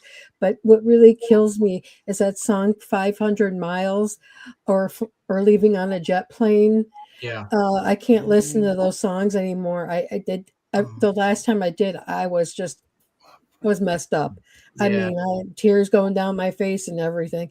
I was not in a good sense of the mental psyche there. It dug a hole, and it's like the hole just became brand new all over again. Yeah. Was that the one 500 Miles by the Proclaimers? No, not that one. No, not that one. 500 miles, 500 miles. I had a hammer. Another one from Joan. I had a hammer. Yeah. If I had a hammer, was that one of the ones? Yeah, they sang it, but a lot of their stuff was already done by other people, or guys in Mississippi who were like African American singers who sang like blues and stuff too, and it's like everybody shared their songs back in those days. But yeah, I cannot listen to Leaving on a Jet Plane for That's life sad. of me. That song is sad. Yeah. No, I totally get it. Yeah, one of my dad's favorite songs was "Leader of the Band" by Dan Yeah. Fogelberg. I can't that's a listen to good it. song. I will be bawling if I listen to it. That song is no. good. That guy's underrated. He can sing. Dan Oh, yeah. Fogelberg. Yeah, no, Dan Fogelberg, one of my guys. No more Same old Lang Syne. I Air love that. Supply. Oh, no, that's it. That's it. Ah. Michael Steve, one of my roommates in college, played bass guitar background for him. And that Auld Lang Syne song is the one that makes me bawl my eyes out. That one is a very Same that is old- a bawling same old cry Lang Syne. song. Yeah, Yeah. the same Auld Lang Syne. Yeah, that makes me lose it. every I'm time. okay until the very end where he starts talking about feeling that same old familiar pain and Oh God, oh no. my heart's already being wrenched. Yeah, I like soft rock as well as hard rock. yeah. Same There here, was yeah. I'm not afraid of that. I like folk music too. there's one more song I wanted to mention if Chris will allow me. Back in 2007, Yeah, somebody else. my two favorite singers, Sting and Sheryl Crow, did a song called "Always by My Side." Always by your side. That song every time makes me bawl my eyes out. Never stops. It always happens. Like towards the end, and I finally got to see the video of it, and that's where he kisses her on the, Sting goes and kisses her on the front of her forehead because at the time she was going through her breast cancer. She was going through that, and she was just recovering, and it was sincere, and it makes me, I lose it. No way. Mm-mm. See, I cannot go through that song without crying every single time. Every Tracy, anything else on your list? yeah, there was that song "Drops of Jupiter" from Train. I always think of my mom when I hear that song. So it's like I can't listen to "Drops of Jupiter" anymore either. It tears me up. I have a couple of songs that do that to me as well. Which ones? My grandparents, their movie that they kind of dedicated to each other was Dr. Zhivago. Oh wow! wow. And so Somewhere My Love Mhm. My dad was could a play that song. on the piano, yeah. I got My the grandpa one. played it on guitar, banjo, and like 6 Wow. different instruments. My grandma could play it on the organ and the piano. Like it was just so beautiful. But I grew up with that movie and their memory of loving each other that much. And that was really Wow. special. That's so cool. And something that moves me is The Wind Beneath My Wings by Bette Midler from the Mhm. movie Beaches. Yeah. That one. And I'm sorry. Talk about I know that depressing this is a really sappy thing. Hi, Roddy. I know it's a really sappy thing, but and I know that they play a way too much, especially for dog commercials and stuff. But Yeah. Sarah Sarah McLaughlin, McLaughlin. Nobody can make you cry like Sarah McLaughlin. Yeah. in the heart of the angels, yeah, Yeah. in the arms of the angels, the yeah, arms that of the one, angels. it The moves song's me. called just Angel, I think. Yeah. Yeah. I can't Yeah. believe how much I hate that song. Okay, well, I'm sorry, Dan. I still love you. I don't do that, but I don't like that song at all. It's okay. We played it at my grandma's funeral, Oh, and God, we it made a makes it video. worse. We made a video of all of the memories of her, and we played that song, and it's just got a place in my heart now.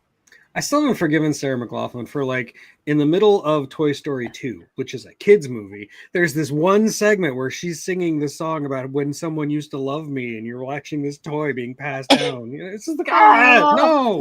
I What is know. this? There's nobody can make you cry like Sarah McLaughlin. I swear. Oh my gosh. And my favorite movie of all time is City of Angels. Period. Wow. Like, it is just my love that movie, favorite movie. Tug, if you ever do City of Angels, I will be All there. right, I'll let you know. It's Yes. a good movie. Yeah. I haven't seen it in years, but it's a good movie. I've seen it Oh a my long time ago, God. too. It's not That one they is play a my lot. favorite. And then my favorite comedy is Grandma's Boy. I know. I'm weird, but whatever. We're all weirdos together. So it's my turn yet? Yeah, go Yeah. ahead. Go I want to ahead. get it out of the way. Okay, let's see. And it was like a song from my childhood that still is emotional today. So the song would be even more emotional today. It goes something like, how does it go again? And now the end is near, and so I face the final curtain. That would be Frank Sinatra's My Way. Yeah. Yep. I'll say it clear. Yeah. I'll state my case, of which I'm certain. I've lived a life that's full. I traveled each and every highway and more.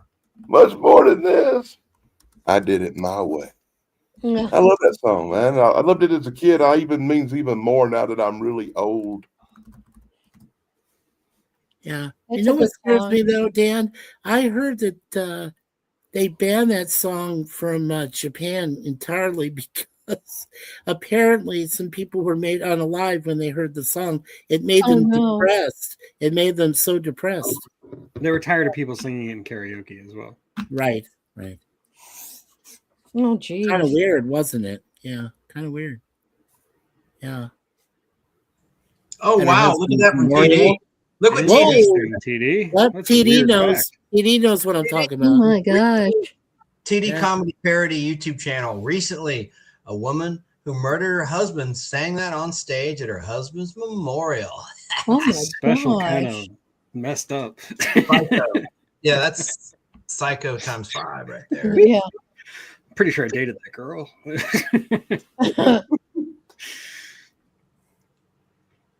Okay, who has Shane? I don't think Shane's answered this question. But he did. What's the question? Music, like a song that hold on, let me get the Shane, didn't you sing that Frank Sinatra song on Grump's channel?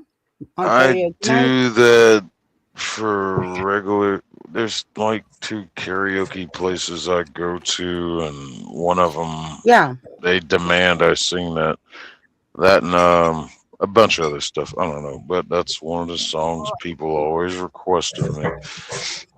I remember that night at doing karaoke on Grumple's channel, and you sounded really good, Buff. It's a really good song for your voice. Well, I'm a musician. And Yeah, exactly. no, what's the question? The Oh, question. okay. What song or music artist from your childhood still hits you emotionally today, and why? Oh, wow, 2 of them. Funny enough, they cross paths. Weird Al and Michael Jackson. Michael Jackson's just somebody I grew up with, of course, naturally. seen the success of a black family, blah blah blah blah. But Weird Al, maybe more because a lot of my songwriting introduction into learning how do you say play by ear to some of my favorite songs. Some of my favorite songs were parodied by him. But Oh, wow. like as songwriting, love to sing along the songs, but sometimes you like to put your own lyrics to it. And me and a band we was in high school, we made a thing out of it. Now, stop me if this offends you, and I'll keep talking. Uh-oh. This ought to be good. We found a sort of say I don't want to say niche. I think I'm gonna use that word wrong, but we found a thing where we're a punk garage hardcore band, metal and stuff. And there was this church one of our buddies went to. It was just like, oh man, they got this teen church. Yeah, they'll have bands come up, from the kids from the congregation and everything. That I was like, huh. Now we're over here at the teen center on the bad side of town, just expletive, playing all the covering corn and all this stuff. It was like, I got an idea. I took a couple songs, 311's Beautiful Disaster, couple Korn songs, couple System of a Down songs, and just rewrote the lyrics to make them kind of Christian-y. Mm. And the first one we did was 311's Beautiful Disaster, and I rewrote it as You Are My Master. And we recorded it, and I played a demo for the teen leader of the teen pastor, whoever that guy was. He was like, oh man, you guys sound kind of good. Yeah, da, da, da. He had no idea who 311 was.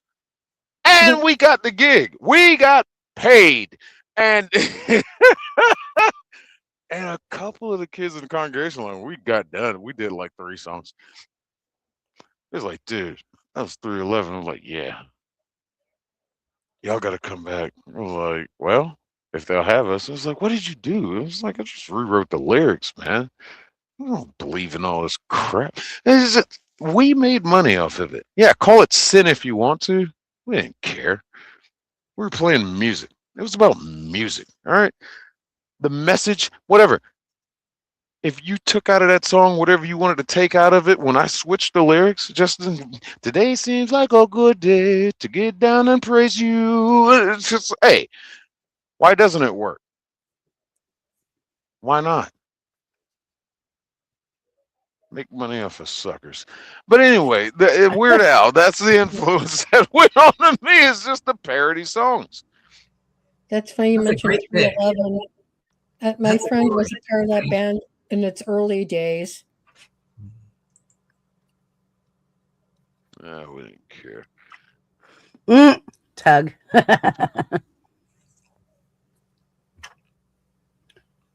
Oh, oops, my mic was muted. Yeah. Mine was too for a while. Yeah, we're all getting really good at doing that. Because there's a couple times tonight I tried to talk and I was like, oh wait, I'm muted. Whoopsie. I just keep like having to blow my nose, so I keep muting it and then forgetting to unmute it. Aw. I don't usually turn it on unless I got something to say. Oh, quick fun fact of Weird Al.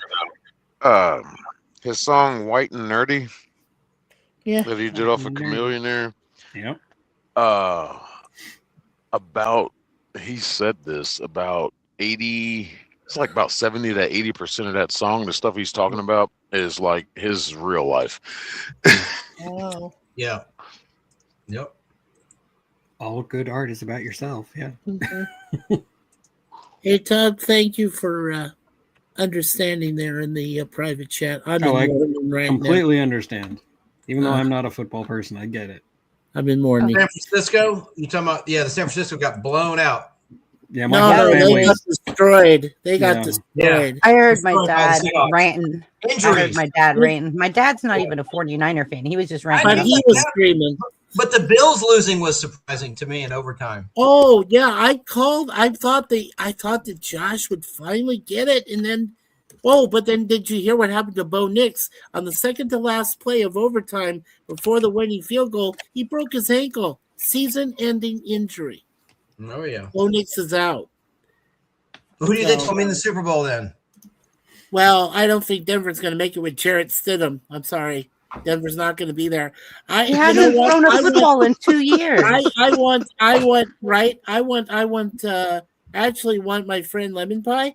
He's pulling for the Texans. The Texans have never been there. They beat my Steelers, so F them. But you're supposed to root for the team.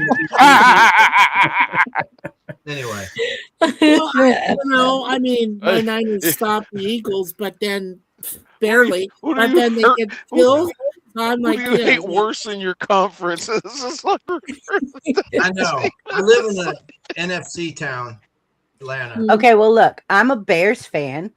I was surprised that they beat Green Bay last week, or I was like, what? They have We're a still tough in game it. tomorrow. I was happy Yeah. for the Bears. They have a tough game tomorrow. 6:30, right? Yeah, you got to play Stafford and the Rams.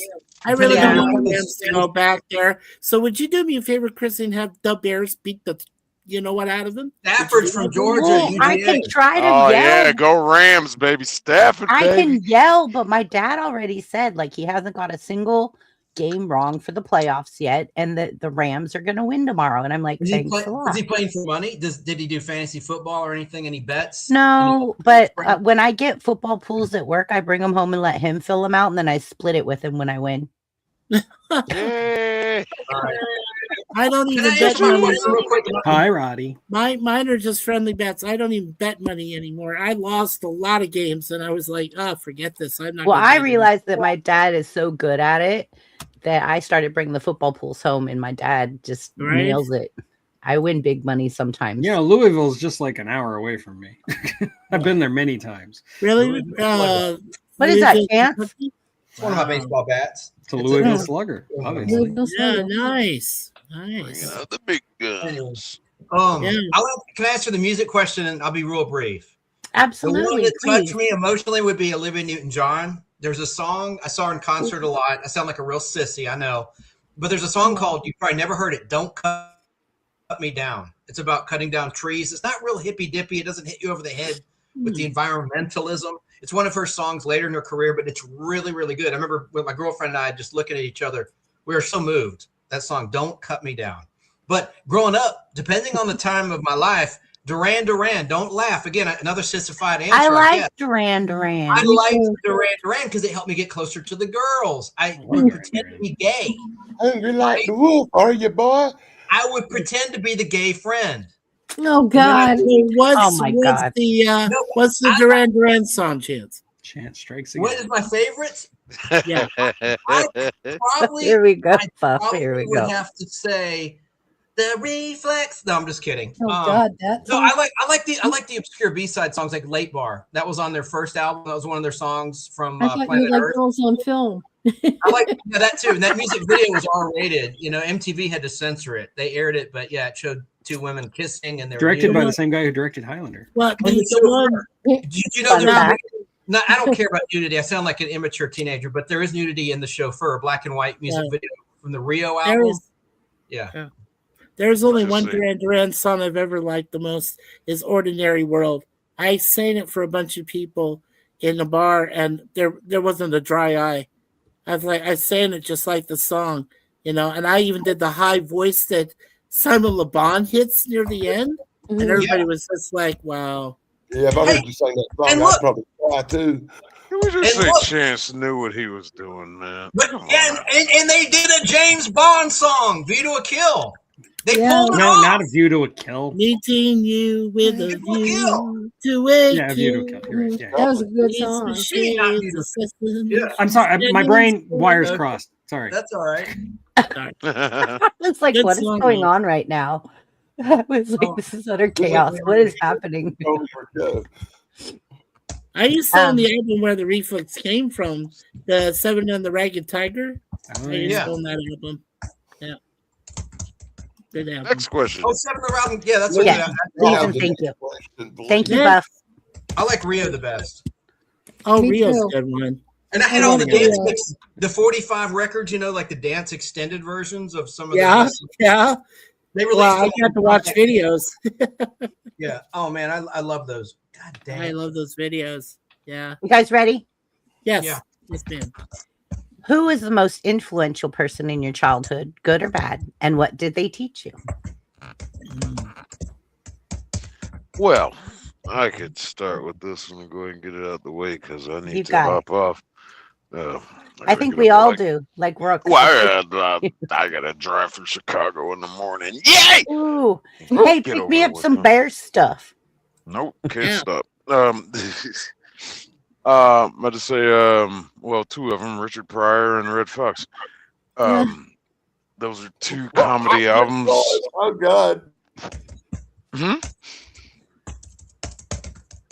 The two comedy albums I found too early in life because they were my mom's records. Aw.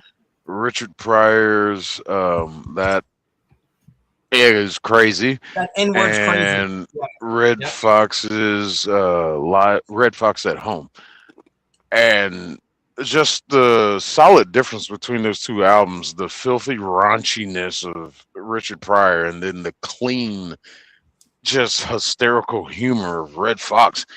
The two of those molded together really impacted my personality and still stick with me to this day. Y'all know I'm in Butthole and it's snowing right now. It wasn't supposed to snow tonight. Okay. That's fun in the morning. Anyway, but yeah, those two, Richard Pryor and Red Fox. Good answers. Good answers. I think those are good answers too, because I also remember Eddie Murphy. Raw. Oh, Eddie Murphy, Raw yeah, and Delirious. Classic. Raw and Delirious. Raw was a movie, of course. Yeah. Mhm. The actual But movie. Raw and Oh, Delirious. That's about 15 or 20 years Wait. after the stuff he was talking about. Wait, I gotta add one more to that. Just because of his stoicness, and he was pretty much comes with the package of Richard Pryor, Gene Wilder. Gene Yeah. Wilder Oh, yeah, could yeah, just yeah, yeah, yeah. keep a Mhm. straight face and insult he you, was but good. make you laugh out loud at the same time. Mhm. That man was a genius. All right, I'm done. Silver Streak, Stir Crazy is my favorite of the two they did. I did Uh, three. let's They did see. more than Can we Yeah. Mine mention is personal? producers. Sorry. Go ahead, Tracy. Sorry. No, my favorite movie with him is The Producers with Zero Mostel. Oh, Yeah. that's a great classic. Time for Hitler. And remember The Lady in Red because it showed Kelly LeBrock naked. Oh my! Oh, God, that's Chance. amateur. I'm always Chance talking about strikes music. again. I'm always Yeah, talking he about. does. Sorry, I'm sorry. I sound so. No, Come on. Do you see my Don't face apologize. expression? Tracy, Chrissy. May I go next? Because mine will be very quick. I promise. Sure. Okay. So Hold on, there are please. 4 people. There are only really 4 people that have influenced my life. And I'm going to say my wife, number 1, because she saved my life. And she literally did. And my wife is number 1 in my heart and in my soul. She saved me. And I've been happily married to her now, technically for 10 years, but 11 since we got married in Niagara Falls. Before that, before we went down to Arizona, got married. But there were 3 other people in my life that were most influential. Buff tits. One Okay. was my freshman priest. I was in a Catholic high school for my freshman year, and his name was Father Al Horman, Hoorman. And he passed away a few years ago. Really inspirational to my life. He was the one who taught me patience. He was the real one who taught me patience in school. Because I'm an ADHD kid. I had Asperger's, all that crap. No. And I have it. And I mean, but Father Al looked beyond that and said, look, I know there's a way that you can be patient. Just ask God for patience. That's all you have to do. You don't even have to pray. You just ask him silently, hey, I'm asking for patience. And he helped me so much. I miss him. The other one Guns was N' Roses. Father Patience, right? Guns N' Yes. Roses. He Yeah. made me a patient man. The other one who made me laugh at life and say, hey, God gives you these little moments where you can laugh and not even think about it. And his name was Father Robert Skagen. He was a guy who actually married my first ex-wife. He married the 2 of us, but for one time. But throughout life, he was great friends to my family, to my cousin's family, everybody else. He was just a natural. I mean, he could make people laugh, but he could also make them feel important. Like he never talked down to anybody. And I mean, he was just that good, right? He was fantastic. The last person, the great Robin Williams. I never laughed so hard until I finally spotted him on, the Happy Days thing. And then he was on Mork and Mindy. He did all those other films, and I even passed through his tunnel on the way back. I loved Mork and Mindy. Nanu. Nanu. Right? Yeah. Who played his dad? Nanu. Right. His son. Who played Jonathan Winters. Yeah. One of the funniest, yes, Jonathan Winters later on. One of his funniest things he said was, "More Colin Orson, come in, Orson, come in, you big, humongous statue of a man." Yeah, and who is Pam Dauber's husband for a long time? Oh, it was the guy from Airplane. Yes, wasn't it? He played a serial killer in a terrible. Robert Hayes? Was it Robert Hayes? No. Mark Harmon. Mark Harmon. Mark Harmon. He did it. And his He did sister that was one- his sister was the Tic Tac girl, Kelly Harmon, the half Kelly Right. breastnet. He- But yeah, who did he Chance, play? remember that? What was the Yeah, serial do you killer remember he that played? funny movie that Mark Harmon did called Summer School? Yes, that was Summer School, hilarious. sure. But I he love did Summer The School. Deliberate Stranger. You must see it. It's Nice. so That's his best, well that's done. one of his best movies, man. Honestly. That is Yeah. so scary. He plays Yeah. Ted Bundy. Ted Bundy. It was a 2-night event on NBC. Yeah. Scared the hell out of me. It was just so creepy. Anyway. Oh. Really? And what's it He called? Florida. He came through Florida. He came through Tallahassee, to be exact. God, that's so sick. And I mean, like, he killed women right not far from where I live. It's Yeah, terrible. well, he got captured somewhere up out west and been in jail, and then he escaped and went to Florida and killed a bunch of ladies. But Yeah. Really? He jumped out a window in the thing- library. Yep. Well, Isn't that a strange couple though? Pam Dauber and you don't think they've been married for decades and they're still Right. together. Pam Dauber from Mork and Mindy and Mark Harmon. yeah. Sorry. Yeah. Well, I mean, I lived through when I was a kid, like I said, when I lived in the Bay Area in the early years, we had to be careful of the Zodiac killer. Remember when he was stalking all the streets and shit? My parents were in San Francisco. stuff. Oh, He I, did I, it. I hadn't heard that joke in years, though. You know, what was the best thing Mark Harmon ever done? Yeah. Pam Pam Dauber. Dauber. No. Pam Dauber. Oh, this. This is for Buff. Red Fox. Oh. I want that. I want one of those copies. This is the best live comedy video from 1983 in Las Vegas. It's hilarious. Yes, I You want a got to copy watch of that. Go to Can bed you now. make me a copy? Yeah, it's on want a YouTube. copy. You can just rip it from YouTube. It was on there. Okay. Red Fox in a plain paper wrapper. It's one of the best.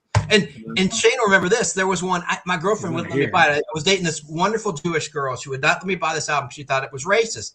It's called Richard Pryor Super N-Word. Can't say it. Rhymes with bigger. Oh. I'll just say Super Bigger is the name of the record. And it shows him flying before Superman 3. It shows him in a Superman costume flying on the cover. She goes, "You are not." She drove us to a record store. She goes, "You are not putting that in my car." She wouldn't let me buy it. I'm like, "Oh, I want this. It's only $1. I've never heard this comedy record." She wouldn't let me. Hey, And I go, Chance. "It's a black guy's record. I'm not racist. It's the name." No. I'm like, But Chance, Yeah, album. did you know, you probably did know this, but did you know that Eddie Murphy was originally going to be chosen for the role that Richard Pryor played in Superman 3? I don't know if that's Eddie true. Murphy was the front runner. Yeah. I don't know. I don't know if I believe that. I've never heard that, and I don't know if that's true. What's your source? Tug's Well, face looks weird I've too. seen He behind was the supposed to be in scenes. Star Trek I watched 4. behind the He was scenes. supposed to be in I Star can't Trek see 4. Danny's face, but I can see Tug, and I'm like, No. The reason I say that's wrong, Even no Tracy. disrespect, is because Superman 3 was shot in 1982, and Eddie Murphy wasn't even a thing, really. I mean, he was on Saturday Night Well, Live. And Richard Pryor got the job because of that interview he did where he said he Thank you, wanted to be- Danny. I'm Johnny Carson with Johnny Carson on Johnny the Tonight Carson. Show. That's the Carson. story. Okay. All right. No, Mikey, I'm not. You're my brother. I'm just saying. Oh, no. I'm sorry. It was probably just a You screw. probably got your wires crossed. It Remember? happens. Yeah. Okay, it happens. No, but there were a few black actors that were considered in that time frame before Richard Pryor took the job, right? Until he got it. So yeah. I don't think they necessarily wanted a black person in Superman 3. I think it's Maybe. just their passion. No, I know, Tug, you know that it was his passion for Christopher Reeve and Superman, and his interview, his classic interview with Johnny Carson. He talked about that, how he'd love to be in a Superman movie. And so the Salkinds, the producers of the show, and Pierre Spengler, they offered him the role. Yeah. Nice. I remember how Robert Vaughn got it, though, as the villain. Yeah, Ross Webster. He was from The Man from I- Uncle. I honestly believe that Yeah, Um, Chrissy. when people write things, I want to ask you guys, you movie people, all of you on here right now are movie people. Yes. But do you actually consider a character when you're imagining the story of being a certain ethnic background or looking a certain way, or what you image them like? When you read a book, you picture in your mind this characters, right, as you're reading the book. But then when you see the movie, you're like, that's not what I pictured at all. But as a writer, right, as someone creating it, do you imagine them and visualize them in your mind? I usually do. And I usually go out of my way not to mention it in the writing, but like just the impression that I have in my brain of a character is he's going to portray himself or herself in a certain way based on my own mental image. So like that's going to come through in one degree or another, even if I don't explicitly state it. Okay. So when I write characters, I know way more about them than I should, because that's how you write. You know what? That's the same thing that goes for like your morning DJs, like back home. Larry Lujak was one of ours, and he was on WLS for a long time. And he was very popular back in Chicago. Anyhow, everybody pictured him in a different way than he was. And he did not have dark hair. He was not, a workout guy at all. He was just a skinny, blonde-haired guy. Face for radio. And I knew of him, so I would say hello to him every time I'd see him downtown. But I mean, it's like people just had no idea what he looked like. And I think that's the same that goes on here in Sacramento. We had a big radio station for many, many years, and it was 98 Rock. And it was the Rob, Arnie, and Don show in the morning. And nobody knew what those three people really looked like. They just knew that those two men and that one girl played off each other really well. Yeah. And then when you would actually go out and actually go to an event where those three were at and you saw what they looked like, you were like, oh, that's not how I pictured them at all. If you listen to the old shows like the Coast to Coast AM in the morning with Art Bell, you always heard the voice, but you never saw the face. It was 25 years later that I finally saw what Art Bell looked like, Now, TD Comedy agrees with Mike, because I believe it, about Eddie Murphy being selected instead of Richard Pryor for Superman 3. Look, 48 Hours hit in 82. When Superman 3 was being filmed, but they make He this. was hot then. He was hot then. He was up and coming. No, he was on Saturday Night Live. Right. He wasn't hot till Beverly. Well, no, didn't he? It went until like Trading I think you're right, Tug. Like when the sound effects and stuff. Hey, Chance, wasn't he? But Eddie Murphy was in Trading Places with Aykroyd. In was that 83. before? Yeah, Superman 3 was shot in 82. Yeah, correct. Yeah. That's when he really was getting red hot, because he already had a bomb, Best Defense, with Doug Moore. That was a bomb. Hey, Chance, I sent you the picture. And by the way, Best Defense was a Thank bomb. you, Tracy. I got it better too. than Superman 3. Yeah. I got it. But TD brings up a good point. Like our chatters, our regulars who show up in our chat, sometimes when we actually see their face, it's not even remotely what we're picturing, Like when Waj showed his face finally, like that was kind of what I thought he was going to look like, but not really. Like, I honestly didn't know how to picture Wajamin at all. Right. All I knew is I loved him. He supported this channel. He's been honest, loyal, and dedicated. and I appreciate him. And I honestly, I could care less of what he looks like. Yeah, it's Like, not I important. value him. I'm yeah. just saying, like that mental image you have in your head of Yeah. a character before the character. But I think he looks reveals exactly how I thought he would look. Right. Okay. I think Fair. the best way to answer your question, Christy, is to go back just real quickly to Dune. I think when I read all the Frank Herbert books, and then when he passed, his son Brian put out a Dune book, and I even read that cover to cover. But initially, when I read Dune, the first Dune, and I said, okay, what am I expecting? I don't know what actors or actresses or anything. But I got to tell you, Virginia Madsen was perfect as Princess Irulan. And that's exactly how I pictured her. And then I pictured Kyle MacLachlan as Muad'Dib. That's how I pictured him. And Sir Patrick Stewart's character. Steen's character. Sean Young as Chani. I mean, like, it was perfect. The casting was great, but you went through so many directors, till Lynch finally got it Well, how right. many crappy movies we're going to talk about tonight? Yeah. Yeah. You wanted the movie topic, Danny. Yeah, but I want to talk about good movies, not Superman 3 and Dune. Okay, look. Dune's a great movie. When I read the book of Mice and Men, Yeah. I picture those characters a certain way. Right. Right? Yeah. I don't want them to ruin it and come out with a movie that takes that away Very from me. devil movie. I I think want that's a them lot to- of the reason why people always think the book is better if they read the book first and then they see the movie, like, because it doesn't live up to their imagination. Except for Jaws. Jaws, I think, was one. Well, I mean, there are definitely movies that are better than the book. I'm And- just and- saying. that Yeah, there's- it's to every rule. Yeah. Yeah. Hey, just to point this out, in the first drafts of Alien, Ripley was a guy. Yeah. They were all asex. Like none of the characters had gender. Yeah. Hey, Yeah, I can gave, throw this? Wait, Tracy sent me this. This is me on Beyond the Gates last Wednesday on Paramount Plus and CBS. Is it on the screen? There I am. Thank you, Tracy. Yeah. There you go, I'm Tracy. watching my soap, and then this. Yeah, I'm a regular wealthy guy in the country club. Yeah, you were like, Yeah, yeah, that's my exactly. You weren't a bartender. Mid-September. We shot that in mid-September of last year, 2025. That was Wow. my first of. I've been on it many times, so I'm back on that set on Tuesday, and I love that writing. I won't love see you that. till cast. like early June. Hey, Chance, can I ask you a question? Is ahead. there a previous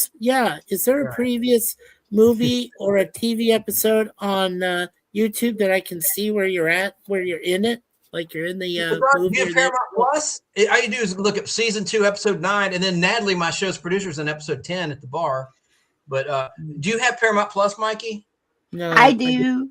It's Beyond the Gates. I'm on the thumbnail too. The thumbnail image. I'm in I there. have to have Anyway, it because I do because I watch Tulsa Kings looking for Chance. I've seen all 3 episodes or all 3 seasons of Tulsa King, all in recaps. But yeah, Oh my God, I it was love it. nice. This last one ended so amazing. no, but Tracy and my friend Daryl, he plays that dirty cop Marcel. oh, I like him. Yeah, Marcel, yeah. like Daryl, I've worked with him for years on sets.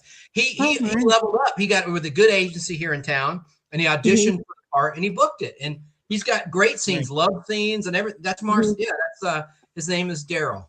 He's a Yeah, great- All right, guys, in let's real try to life. finish so that we're almost at 2 Oh hours. yeah, I'd that's like to try to I'm get through it. sorry. There you go. So, anybody else who was the most influential person in your childhood, good or bad, and Me. what did they teach you? Go ahead, My, Tracy. my dad. Aw. Yeah. Mhm. He was my inspiration because when he wasn't working at home or freelancing at home and he was doing something out of the house, or when he didn't have anything going on, as a child, like starting from like age of 3 and going up, I was always in his art room, just drawing and playing music and stuff, and just being in his room. So I wouldn't like feel like I was missing him too much, and I was like drawing things and making things. And so it's like, as long as he didn't have any artwork or anything of his real, stuff to pay for the house, I mean, I got to sit in there and I got to play in there and stuff like that. And so all the art equipment I ever played with was professional equipment, so it's like I never had like, child like kind of stuff. I always had like the real deal, just saying. No, that's I great. agree with Shaman. Like my My dad grandparents. did a lot. I mean, he was on TV. He did. I mean, like it wasn't a show or anything, but he was like he was a art historian and a film historian. So they would ask him questions about things and stuff. So he'd be on there too, spouting off stuff that he knew. So And it comes to you naturally. yeah, and so that's how I became a graphic designer. I mean, I aced all my art classes in high school. Like to me, they were so easy, you know. Yeah, me too. It just came second nature to me. Mhm. So yeah, I'm the same way. That's what I used to do. And my dad, I used to see him and he used to take me to work with him, which was fun, So, hey, I love that. Tracy, tell us about the Playboy Club. You said your dad had experience working at the Playboy Club as a photographer or something? No, he wasn't a photographer. He was an illustrator for the magazine. That's it. Oh, how cool. That's even better than working at the club. Yeah. But I'm sure Oh, he went boy. to the club a couple times, but I mean, But the funny thing is, like I said, my mom worked for CBS TV too, and they always came home to each other. It wasn't like there was a night where my dad, where my mom had to question where my dad was, and vice versa. My dad didn't have to question where my mom was either. Oh, I dare anybody to question where I'm at because I'm either at home or at work. Right. You know what I'm saying? It's like mostly at work. I mean, it's like Yeah, exactly. my dad loved my mom up till the day she died. My He was grandparents. heartbroken. My grandparents were married over 50. They were 57 years when he passed away. And they'd have still been married. I know that they would have not ever separated. But yeah, it taught me what values in relationships should be. Watching my grandparents, I think that's why I'm still like not married Anymore, yeah. Yeah, well, I told my husband he's my second and he'll be my last. I don't want any more man drama. No. Me neither. I'm just like, I'm good on my own. Thanks. TD's leaving a lot of good comments. Look at that one for Tracy. He lives. Yeah, you live through your Yeah. art. Yeah, He does live through your art, Tracy. yeah, thank you. My dad, I loved him a lot. Like I said, he worked for ad agencies, so I got to go to work with him. Or like he has a friend in the city that was a food photographer, one of the top-notch food photographers you'd find in the city. And Oh, he wow. always he'd take me there to watch how he would photograph the pictures. Like he'd do ads for like McDonald's or whoever hired him to do stuff. He would take pictures of what they offered on their menus and stuff.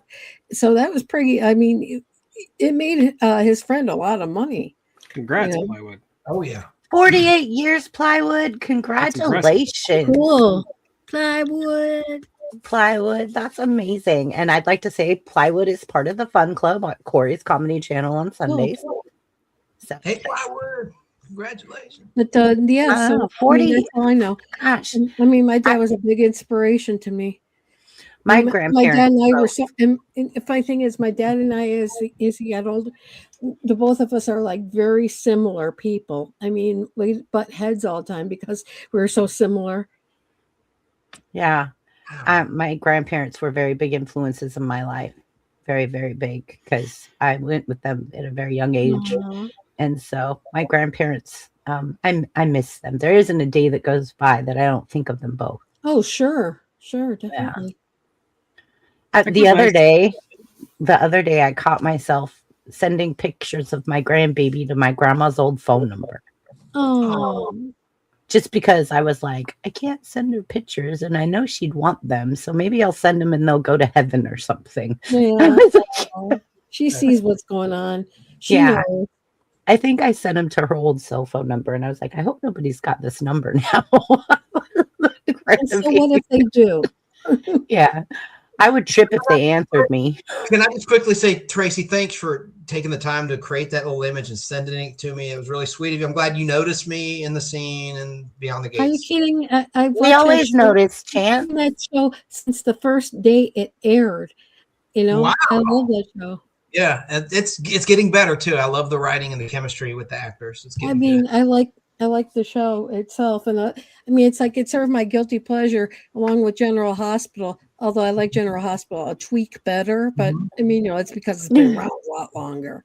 Have you Yeah. noticed the product placement with Febreze and the other Procter? Yes, I know that. That's a pain in the It's butt. a business, right? You got like the Tide, you got the Cascade. Yeah, it's pretty good. The product Hey, placement. Chance, I want you to know it elevates us all to spend time with a real star, because you are a real star. You actually on TV and do stuff, Please, please. So you Well, bring the I'm level. just climbing a ladder, man, but I appreciate that, brother. Thank you. But you're way up on that ladder higher than most of us. No, I know That's that. for sure. Thank you. That's Thank for you. sure. I can't We're wait to honored say and what Bill is complimented. working on at many days, but I can't talk about it. I mean, you'll really like this just because of the costumes. It's amazing. It's a period piece. It's Yeah, amazing. but see what I like doing on our streams is I like talking about Chance. I like talking about my best friend Anne Marie Paserno, who is a Grammy artist for Americana music. Tyler Booth, who is trying to bring back classics. That he's a guy that Larry knows personally, my brother. There's also Jennifer Crutchfield, who is Christian music with her husband Chris, and I got to sing on one of their songs that they put together on YouTube called "We Are Warriors," and I sang background on that. And like I said, I've been in a movie, I've been in a TV series with Larry. I got to meet some awesome actors and actresses. As I said, one of the best kind was Jane Badler from V. She treated me so kindly and helped me through a scene, which I could have never done on my own unless she helped me out. So Do you play instruments? Anyone? Yeah, when I grew up, as I told you guys, I started recorder, then I played a flute, then I played a piccolo. I got to reenact the Spirit of 1776 on a football field that was at the same Catholic school I went to just my freshman year, and I was playing the piccolo. And then I got to play drums for a friend of mine's band for a couple of years, and I played some other percussion instruments. Okay, for us musically declined people, what the hell is a piccolo? It's a tiny flute. Oh, the only It's a piccolo I ever heard- Hey, Okay, the only piccolo flute I like ever heard this. about was Okay, Jenny this, Piccolo. yeah, Dan, just imagine here. I'm going to try to imitate it. This is a flute. This is how big this is. Now go smaller. That's the piccolo. Oh, you know what? That blows. It does blow. It's the woodwind. It blows. Yes, I got that. I know Tracy plays the piano. She has a grand piano. That she You have has. a grand piano, Tracy? I didn't know you played. No, a I piano. do not. She put up a string Wise yard, guy, painted you. a picture of a piano, and I thought it was real. So wonderful. Yeah, you thought it was real. Not Yeah, all it not. is a generic Oh. background screen. Oh, Tracy, I didn't know you played the piano. No, I didn't play. Well, It's a joke. Oh. You've fallen victim to a piano, joke. but it wasn't that piano. Sorry, I fell for that. Okay, I'm sorry. Well, you No. can't actually see it because it's under the cover, but I do have a piano. I used to be a part of a chorus here, from Really, Tug? Yeah, really. There's a Yeah, piano right there. super But it's cool. under a cover, unfortunately, so you can't really It see doesn't it. matter. That's super cool. That's That cool. is What's the name of that other thing you got? That fancy sounding The device? theremin. I do have a theremin somewhere in the Yeah, basement. that is cool. But what also- instrument did you play, Dan? What did you play an instrument growing up? I played bass. A bass guitar? Yeah. Nice. Yeah, no, not the way I played it. My dad tried to fumble. I was actually in 3 or 4 bands in my younger days. That's awesome. Cool. Yeah, I got to sing for one band and played instruments with. His name was Bobby Cook. Really good jamioke band. He mixed real live karaoke with real live band music. We did that for 7 years. And the biggest venue we got to attend was in Scottsdale, Arizona. It's called The Venue. That's what it was called. I was like Buzz. God, I I can't was, make this I was shit in a up. parody band. I was in a band called Bullets and Thorns, and we made fun of Guns N' Roses, and we Nice. did songs like "Welcome to the Refrigerator." Welcome to the jungle. Welcome to the refrigerator. That's good. Oh, that's Hey, fun. guys. Welcome to the Can we refrigerator. get back on track, please? Okay, I still Yes, haven't answered ma'am. I'm that question. sorry. Don't pull the goat. Don't you dare pull the goat. I'm pulling the goat. Damn it. No, you're not.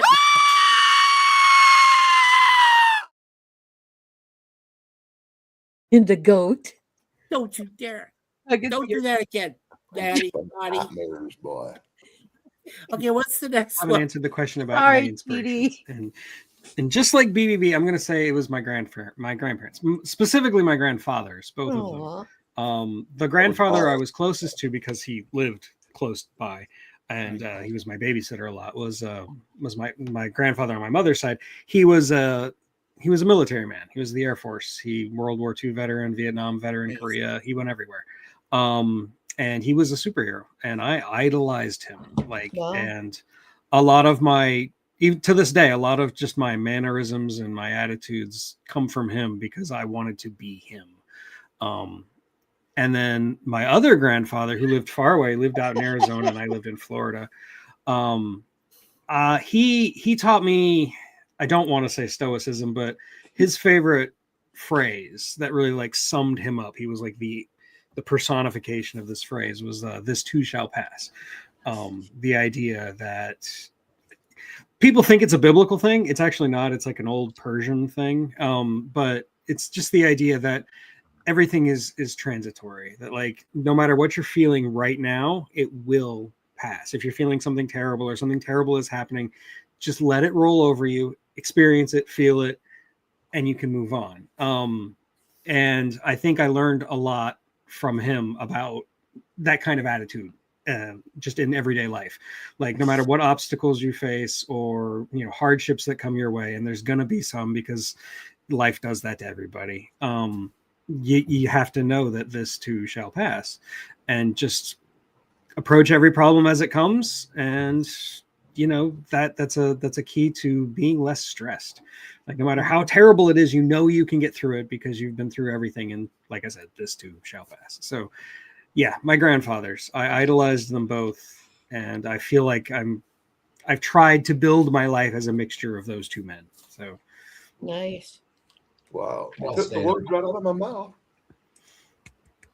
Did you see what my That's daughter really said? inspiring. That's really inspiring, Tug. I was going to say the same thing, but since he already said it. Did you see what Sierra said, guys? What did Sierra say? Oh yeah, the goat. I mean, That you know goat what I thing mean? is That, scary. Did you yeah. pee a little? But like I said, it's interesting that in my life that I just want to say how ironic this was that my parents, for the longest time, they wanted me to be a priest, right? But it's ironic that two priests and my beautiful wife, who's a minister, all inspired me to do other things and to be better in life, to be a better person. So Good. Are you guys ready for the last question? Let's get through this last question. yes, ma'am. Let's Okay, I go. have to go. I gotta go. I gotta get up early, but I love you all on the panel. Love Love you the too, chat. Chance. Love you, Chance. I'll get you back on my channel eventually. What's that? Nice Yeah, seeing I'd love you. to do that. I like your topic about space battles tomorrow. I wish you could be on that. Chance, can I ask you a favor? Would Yeah. you like to do a 1v1 interview with me next month? Yeah. Okay, let me know. Keep in touch Okay. with me. We'll do one. We'll do All right. one on Have on a my great show. weekend. Yes. Okay, thanks. Thanks, Tug. Bye. Bye. All right, Bye. Chance. Good night, Take care, Chance. brother. Bye. Love you. Bye. Love you. I love you. Happy trails. I love you. I love you. Love you, love you, love you. I love you. So Good cute. night, Billy What Bob. a disrespectful love. Come on Great. now. Oh, I love Chance. I love Me Chance too. too. Chance is We a all said we love man. each I other love him. because we do. No, We really, I truly said, I love said each I other. like him remotely. Okay, well, there you go. Hey, So, question Denise, number another 5. brother from another Five. Guys. guy. Number five. Number five. Number 5. Well, I didn't get to answer number 4. We gotta Okay. reel it in. We gotta reel it in. We're past 2 hours. I hate going past 2 hours. So let's reel it in. Nice. Go ahead. Did you have something as a child that helped you escape stress? Music, cartoons, books, games, Okay, etc. answer it real quick. Writing. I learned at a very young age that I could take the people I know, put them in any situation I wanted, and it would make me feel better. I also used writing as my stress tool. And I wrote a lot of poetry. I wrote a lot of music, lyrics. I wrote a lot of poetry as a kid too. That was very therapeutic. It was, wasn't it? yeah, Like absolutely. Yeah. just kind of like it. You'd feel a certain way, and it was just a way to put it on paper and feel like you let it go. Yeah, Yeah. exactly. Mine is simple. Read what it says below me. Music equals life. Yes, music also. I would listen to music while I was writing, especially It Phil didn't matter Collins what and it Brian was. Adams. Oh, Lord. Wow. It didn't matter what I saw Brian Adams in concert. I love Phil Collins and Brian Adams when I write. Yeah. Isn't Sarah right? I saw You him talk about Brian Adams cuts like a knife. Oh. Okay. Oh yeah, it feels like a knife, and it feels so right. Yeah. Well, that song he did for Robin Hood, my mother loved that song, and she played it. Oh, over that and over makes again, that- and I you know hate that what? song now because I heard it way too many times. I heard it way too many times growing up, but I listen now when I'm writing music. I listen to classic rock, so I'll be listening to like Little China Doll, or I'll be listening to like classic rock, Right. like The Who, the Tubes. Like, I God, I know. yeah. I'm sorry, Danny. I know, but I still love you, Danny. It's While all y'all right. was doing all that, poetry and girly stuff, I was out fishing and hunting and being a real man. Oh, I did that God. with my family. But when I did that with my family, I would be the one back at, like, after we went fishing and hunting, back at camp, like writing Right. poetry in my book, like. or I whatever. always when it's funny is when I was going through school, all the time I needed to have the radio on. It bugged the hell out of my brother. Because When I was in why are you high playing the radio? And I said, I got to do it because I got this exam coming up tomorrow or this report I I got to need the turn in. noise. Yeah. Yeah, See, it's the only thing that calms me. It was the only thing that for calmed me, me. it was just doing art. I remember See, in right, marching right. Everyone needs an band. outlet. Yeah. I remember being a marching band, and we would get on the bus and we would go for hours on a school bus to go like to Yes. the parades or to the events. I did And that a lot. the CD Walkmans just came out, and my friends had some, and I still had the tape cassette one. And so my friends would like pop off one of their earphones, and we would sit there and share like, Listening to Discman. Because that's what it was Discman. called, the Discman. Yeah, it's the Discman. Yeah. There was no bigger lie than the anti-skip technology. I No, know, no, no, no, right? no, no. No, that If was you a bumped that misnomer. thing, That it was never skipping. existed, Tom. Yeah. That never That was a existed. lie. Yeah, it It was was a bald ass Yeah. lie. It Yeah. was. Yeah, I didn't do marching band because back then I was in percussion and I didn't feel like marching around I was with in a giant bass percussion drum and- or cymbals or anything. I did all that.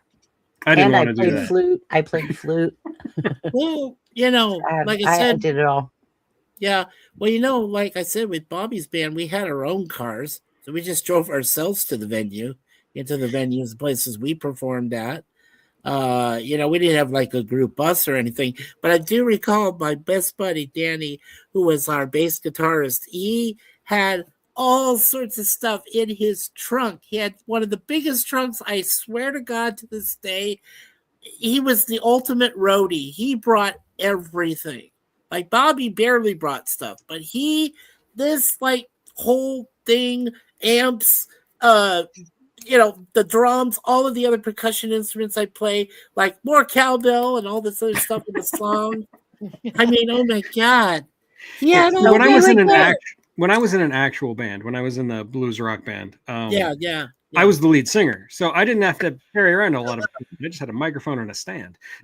Yeah. Well, when I Well, was we the would lead get on singer a in bus jazz and drive band, 10 to 12 hours. right? We appeared in Knott's Berry Farm. We appeared in Disneyland. We marched in. Nice. So we literally did huge events. We did. My dad was in the Indiana Marching 500, so yeah. mhm. Wow. We did big football games. We did Nice. where we had to do field shows and stuff. So we had to practice Well, and practice and lucky you, practice girl. and That is practice and cool. practice. Sure. But it was cool because everybody was in sync. And I think that's one of the things that structured me for the military later is everybody was in sync. We like did it over and over and over. It was repetition and Regiment. till you, Right. yeah, for They had sure. I me- think I was conditioned for it. Yeah. That's cool. I was recommended after I did my friend's band. I was recommended in a jazz band. So I stayed for a jazz band for a year. And I was the lead singer. All they needed was a mic to give to me, and I just sang while they were playing their jazz in the background. I love that. So, like I said, Oh. I'm going to be reaching my 30th anniversary this year. My 30th anniversary as a singer, songwriter, performer in bands. That's coming up in June of this year. 30 years. I'm really proud I of love Wajamin's comment And here. I Yeah, me too. had the time of my life. And on And I owe it all to know the you. you. I know it just Well, got that's not the Boy, mannequin anymore. Floating over here tonight. You know I what? did that just for you, Dad. You know what else? What movie I also loved was Top Gun. Oh I was- yeah, Top Gun. I love Top Gun. It's the reason I joined the Navy Yeah. Hey, Chrissy, because I wanted to see I dudes love play that volleyball. soundtrack. It was a good soundtrack. Yeah. Chrissy, I want to throw in a bonus question, everybody, just real quickly. What is the one song, and I swear to God, the one song it's like you heard it on constant loop and you were like, no, every time it comes on, it would drive you nuts. Every time. What do you was the mean? one song? If I Lisa played a song Loeb's over and Day. over again, I was listening to it and I was jamming. I What didn't. song was that? Which one? I had a couple of them. I had Rehab, No, Bottles and Amy Cans, Winehouse? Woman's dead. Rehab, Bottles and Cans, and then I had Eminem, like, please stand up. Please stand up. Like, my daughter was verbatim in a car seat in the back of my God. Mustang, like, 2 trailer park girls go around the outside. Right. And then I realized, what kind of mom am I being? My daughter is verbatim Oh in my her car God. seat, Eminem. Like, I had to rethink my life choices at this point. Oh my God, that's Yeah. funny. What I about remember you, the Todd? moment when My I life realized goes my, right this minute, by. when my Yeah, son Todd, what actually was about you? understanding what lyrics were, like, because I Right. would play anything in the car, and then one day Yeah. it's actually a pretty innocent song. It's The Cure Lullaby. where Okay. Oh, He's Lullaby. talking about the Spider-Man coming into his bedroom at night and licking his eyes and stuff. And my son, who was like 4, went, Oh "That's no. not Spider-Man. That's not what Spider-Man does. What is this song?" There was 2 songs there's actually 3 songs that if I ever hear them again, I want to rip their hearts out. I swear. If I listen to Achy Breaky Heart by Oh, God. Billy Ray Cyrus, I will hurt the man. I'm right I'm with you on that serious. one. Yeah. And you two overlords, don't worry, I won't literally go after him. In my But I'm serious. The other one is Cowboy by Kid Rock. Oh my God, no! Cowboy, Please baby. stop. Even I'm when a they did a radio cowboy, edit, I was baby. like, when they did radio edit, and I was like, no, you're still playing. Okay. There's one song that gives me cringe, and What? it's not ever played on the radio. What? It was on the movie Mamma Mia. Oh, Mamma Mia, where I go again. Me and my daughter were watching that movie. We're like, okay, we're sung out. There's too much singing. We can't do it. It's too much. And we Yeah. Well, you gotta understand when people. The very first album I ever won off a radio station was Super Trooper by ABBA. By ABBA, not Led Zeppelin, none of this Rolling Stone shit. I off ABBA, and I was like, wow, ABBA. Okay. I am a huge CSI watcher, right? I love watching CSI. But Right here. Yeah. I got way too much. Ooh, ooh, Yeah, but remember, I really want to know. the band couldn't sing. Who are you? Okay, but there's a line in it where they say, "Who the F are you?" They couldn't sing that. I You know. understand why, right? Yeah. They couldn't sing that line because it's part of the song. CSI New York had the best Who song though. Bob It O'Reilly. did. Yeah. Like, I love that they used the Who. Yeah, on I all of really them. do. Yeah, it was Pete really fun. Townsend was awesome, like with his. Oh yeah. Yeah. You know, I like saw Miami. a video where he actually put the guitar wand through his hand Right. Ow. Yep. when he was doing the windmill. Yep. Oh Like wow. he put it through his hand and he just kind of pulled it off and was like, "Oh, let's just keep going." Weird. I was like, yeah, I was just I like, think in my oh. day it was the song. I'm sure he was on Susudio. enough substances that Yeah, he What would feel what it. Anymore. song? Right? What song bothered you the most, Tracy? What was the one that you just Like don't I want to said, hear? Susudio by Phil Collins. Oh, What does it Oh, mean? I love does Phil that Collins. mean? Song by Chicago. Peter Cetera sings it. I can't think of the name of it right now. Hard for me to say I'm Call Me sorry. Now or something is a lyric in it. Oh yeah, Call Me hard Now. for me to say I'm That's- sorry. yeah. Thank you. That used to be played on Chicago radio. All the Every time. 5 songs I would The hear song, that. They the did song an that extended gets version me, too. the I song that wanted gets to me the kill same way, myself. that song Oh that yeah, come go out ahead, back Dan. in the Go ahead, day, Dan. Go ahead, Danny. the one that got me was the one that's called Swinging. Me and somebody and I swing, just a swinging. I You ever remember hear that. country crap, boy. Just Oh, a God. swinging. Wasn't that John Anderson. John Anderson? I He did understand. Seminole Yeah. Wind. He did Seminole Oh. Wind and he did Just a Swinging. Yeah. Yeah, I remember Yeah. that. And Yeah, then if you want more recent, Gangnam Style by Psy. That was on the radio every single day, every single minute. almost every song we've mentioned in the last 30 minutes is the kind of stuff they play to prisoners in Guantanamo Bay to torture them. Danny. Yeah. Well, and then I told Chance on one of our last streams, I said the song by Boston, More Than a Feeling, it is the most played song in the history of Earth. Like when it first came out, it's played all the time. No, I'm serious. I got one that beats The that. song that never ends.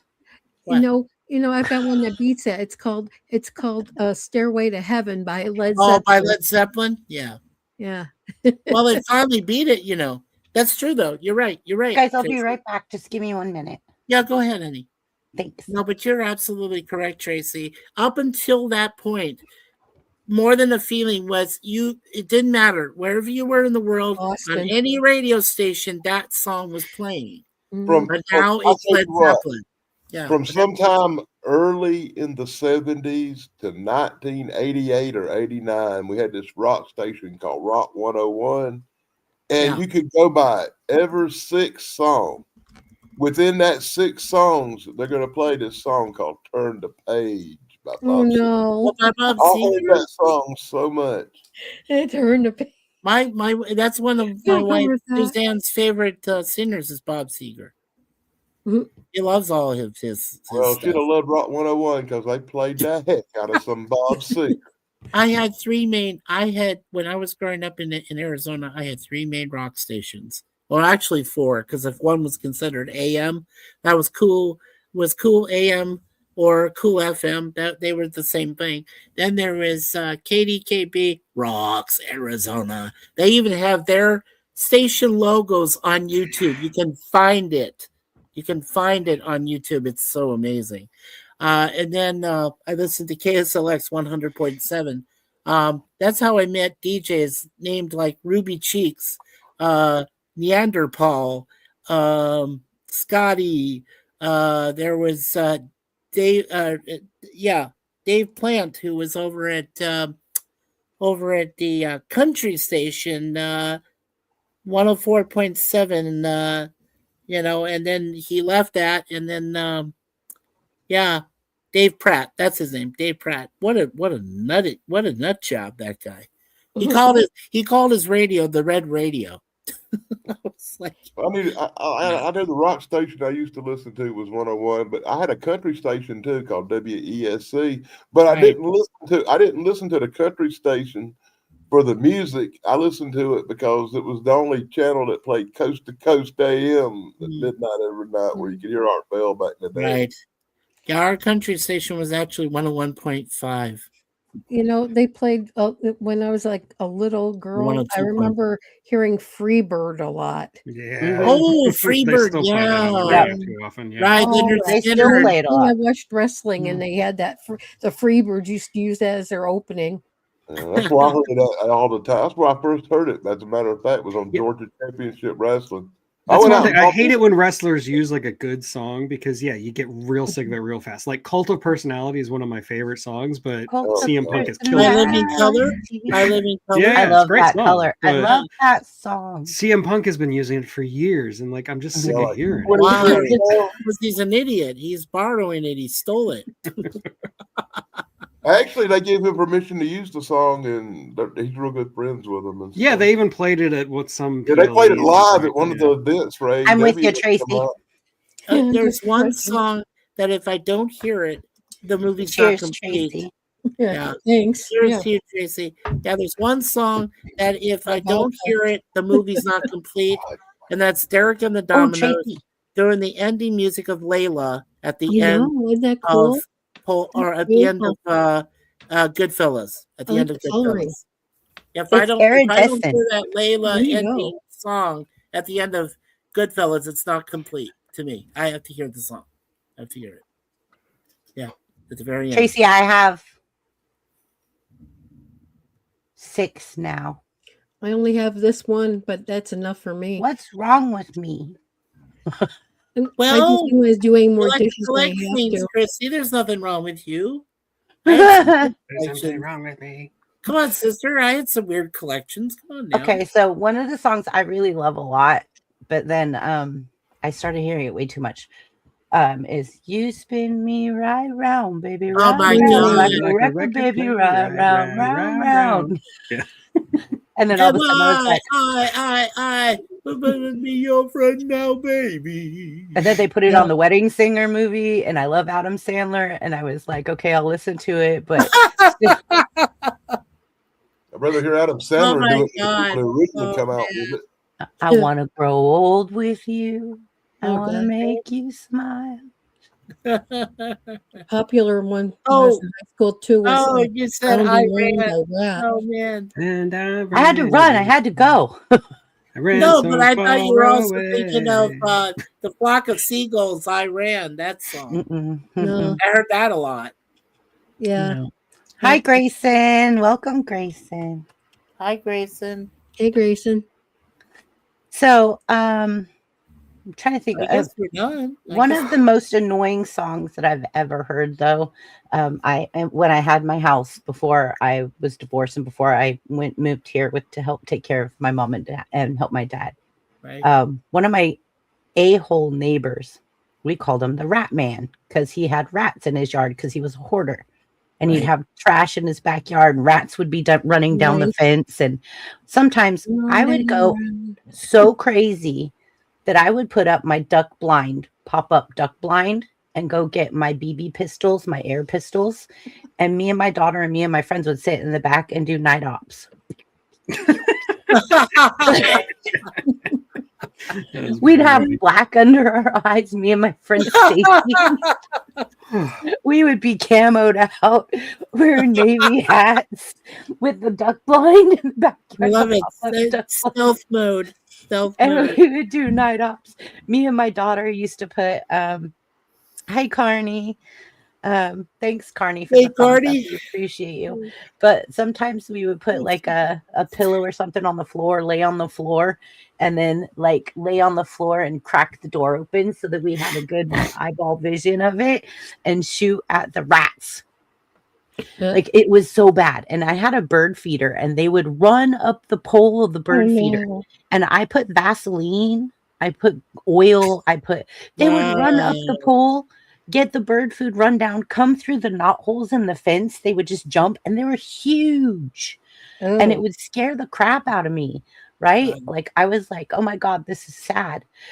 And it was the middle of the day, like noonish, and you'd see a rat jump onto your bird feeder, and your bird feeder's you're just like, what is going on?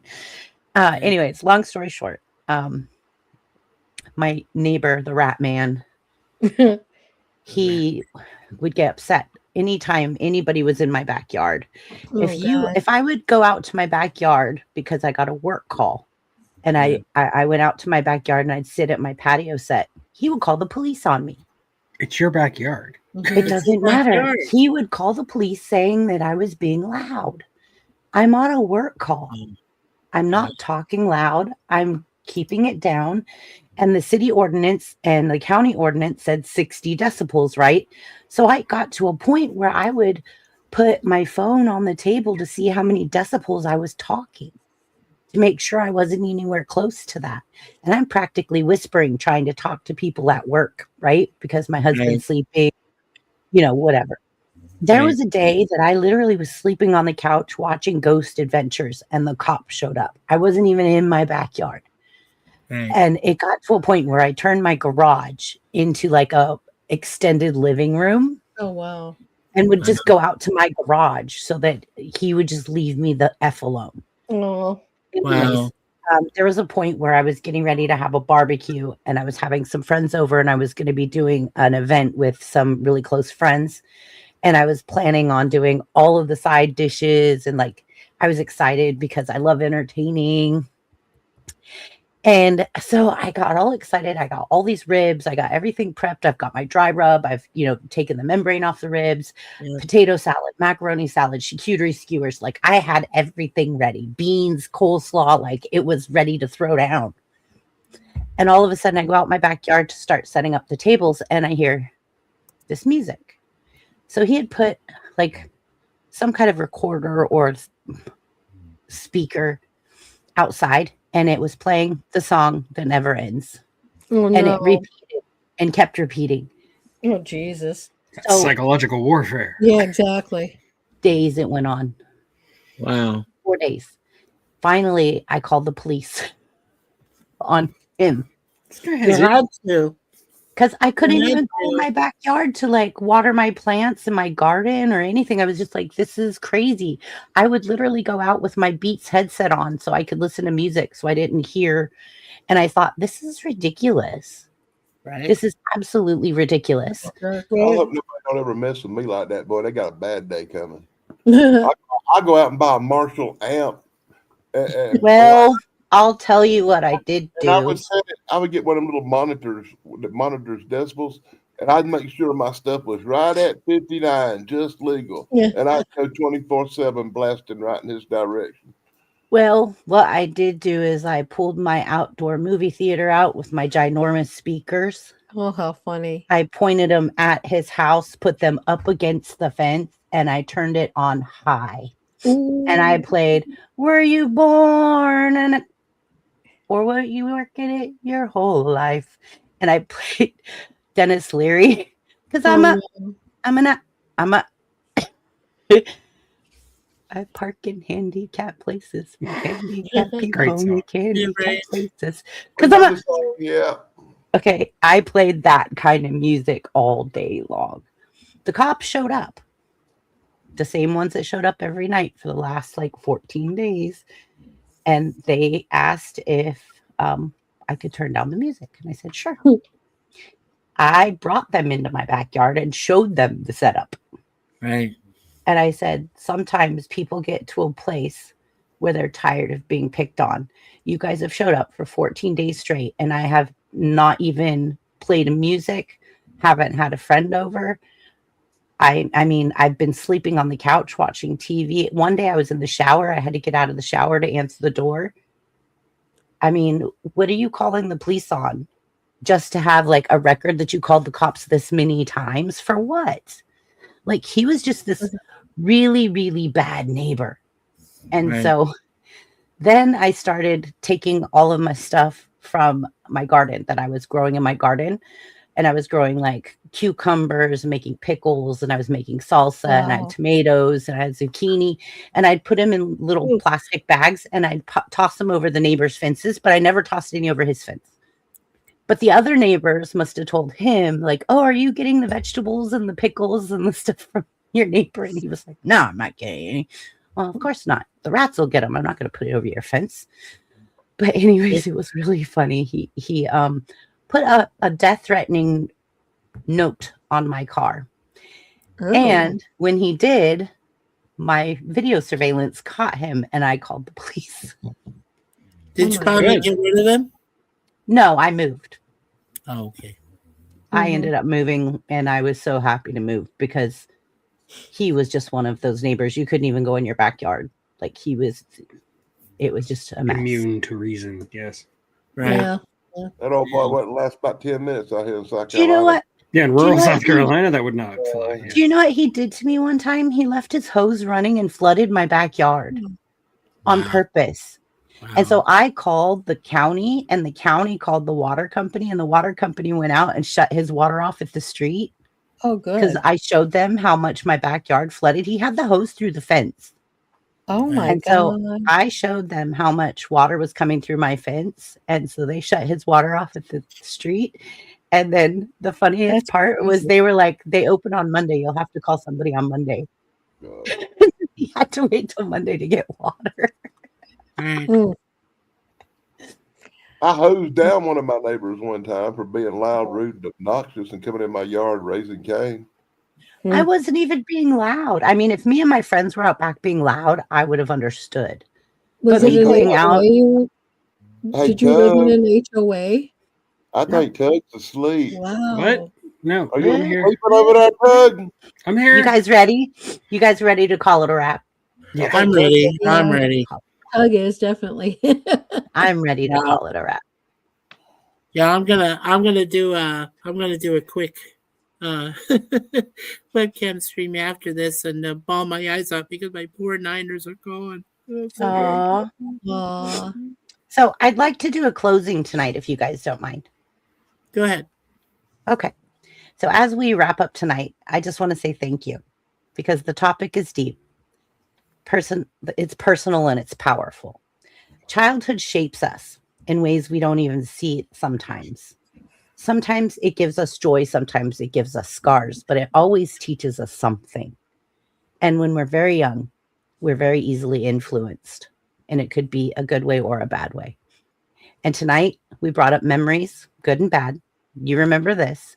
You are not defined by what happened to you. You are defined by what you choose to become.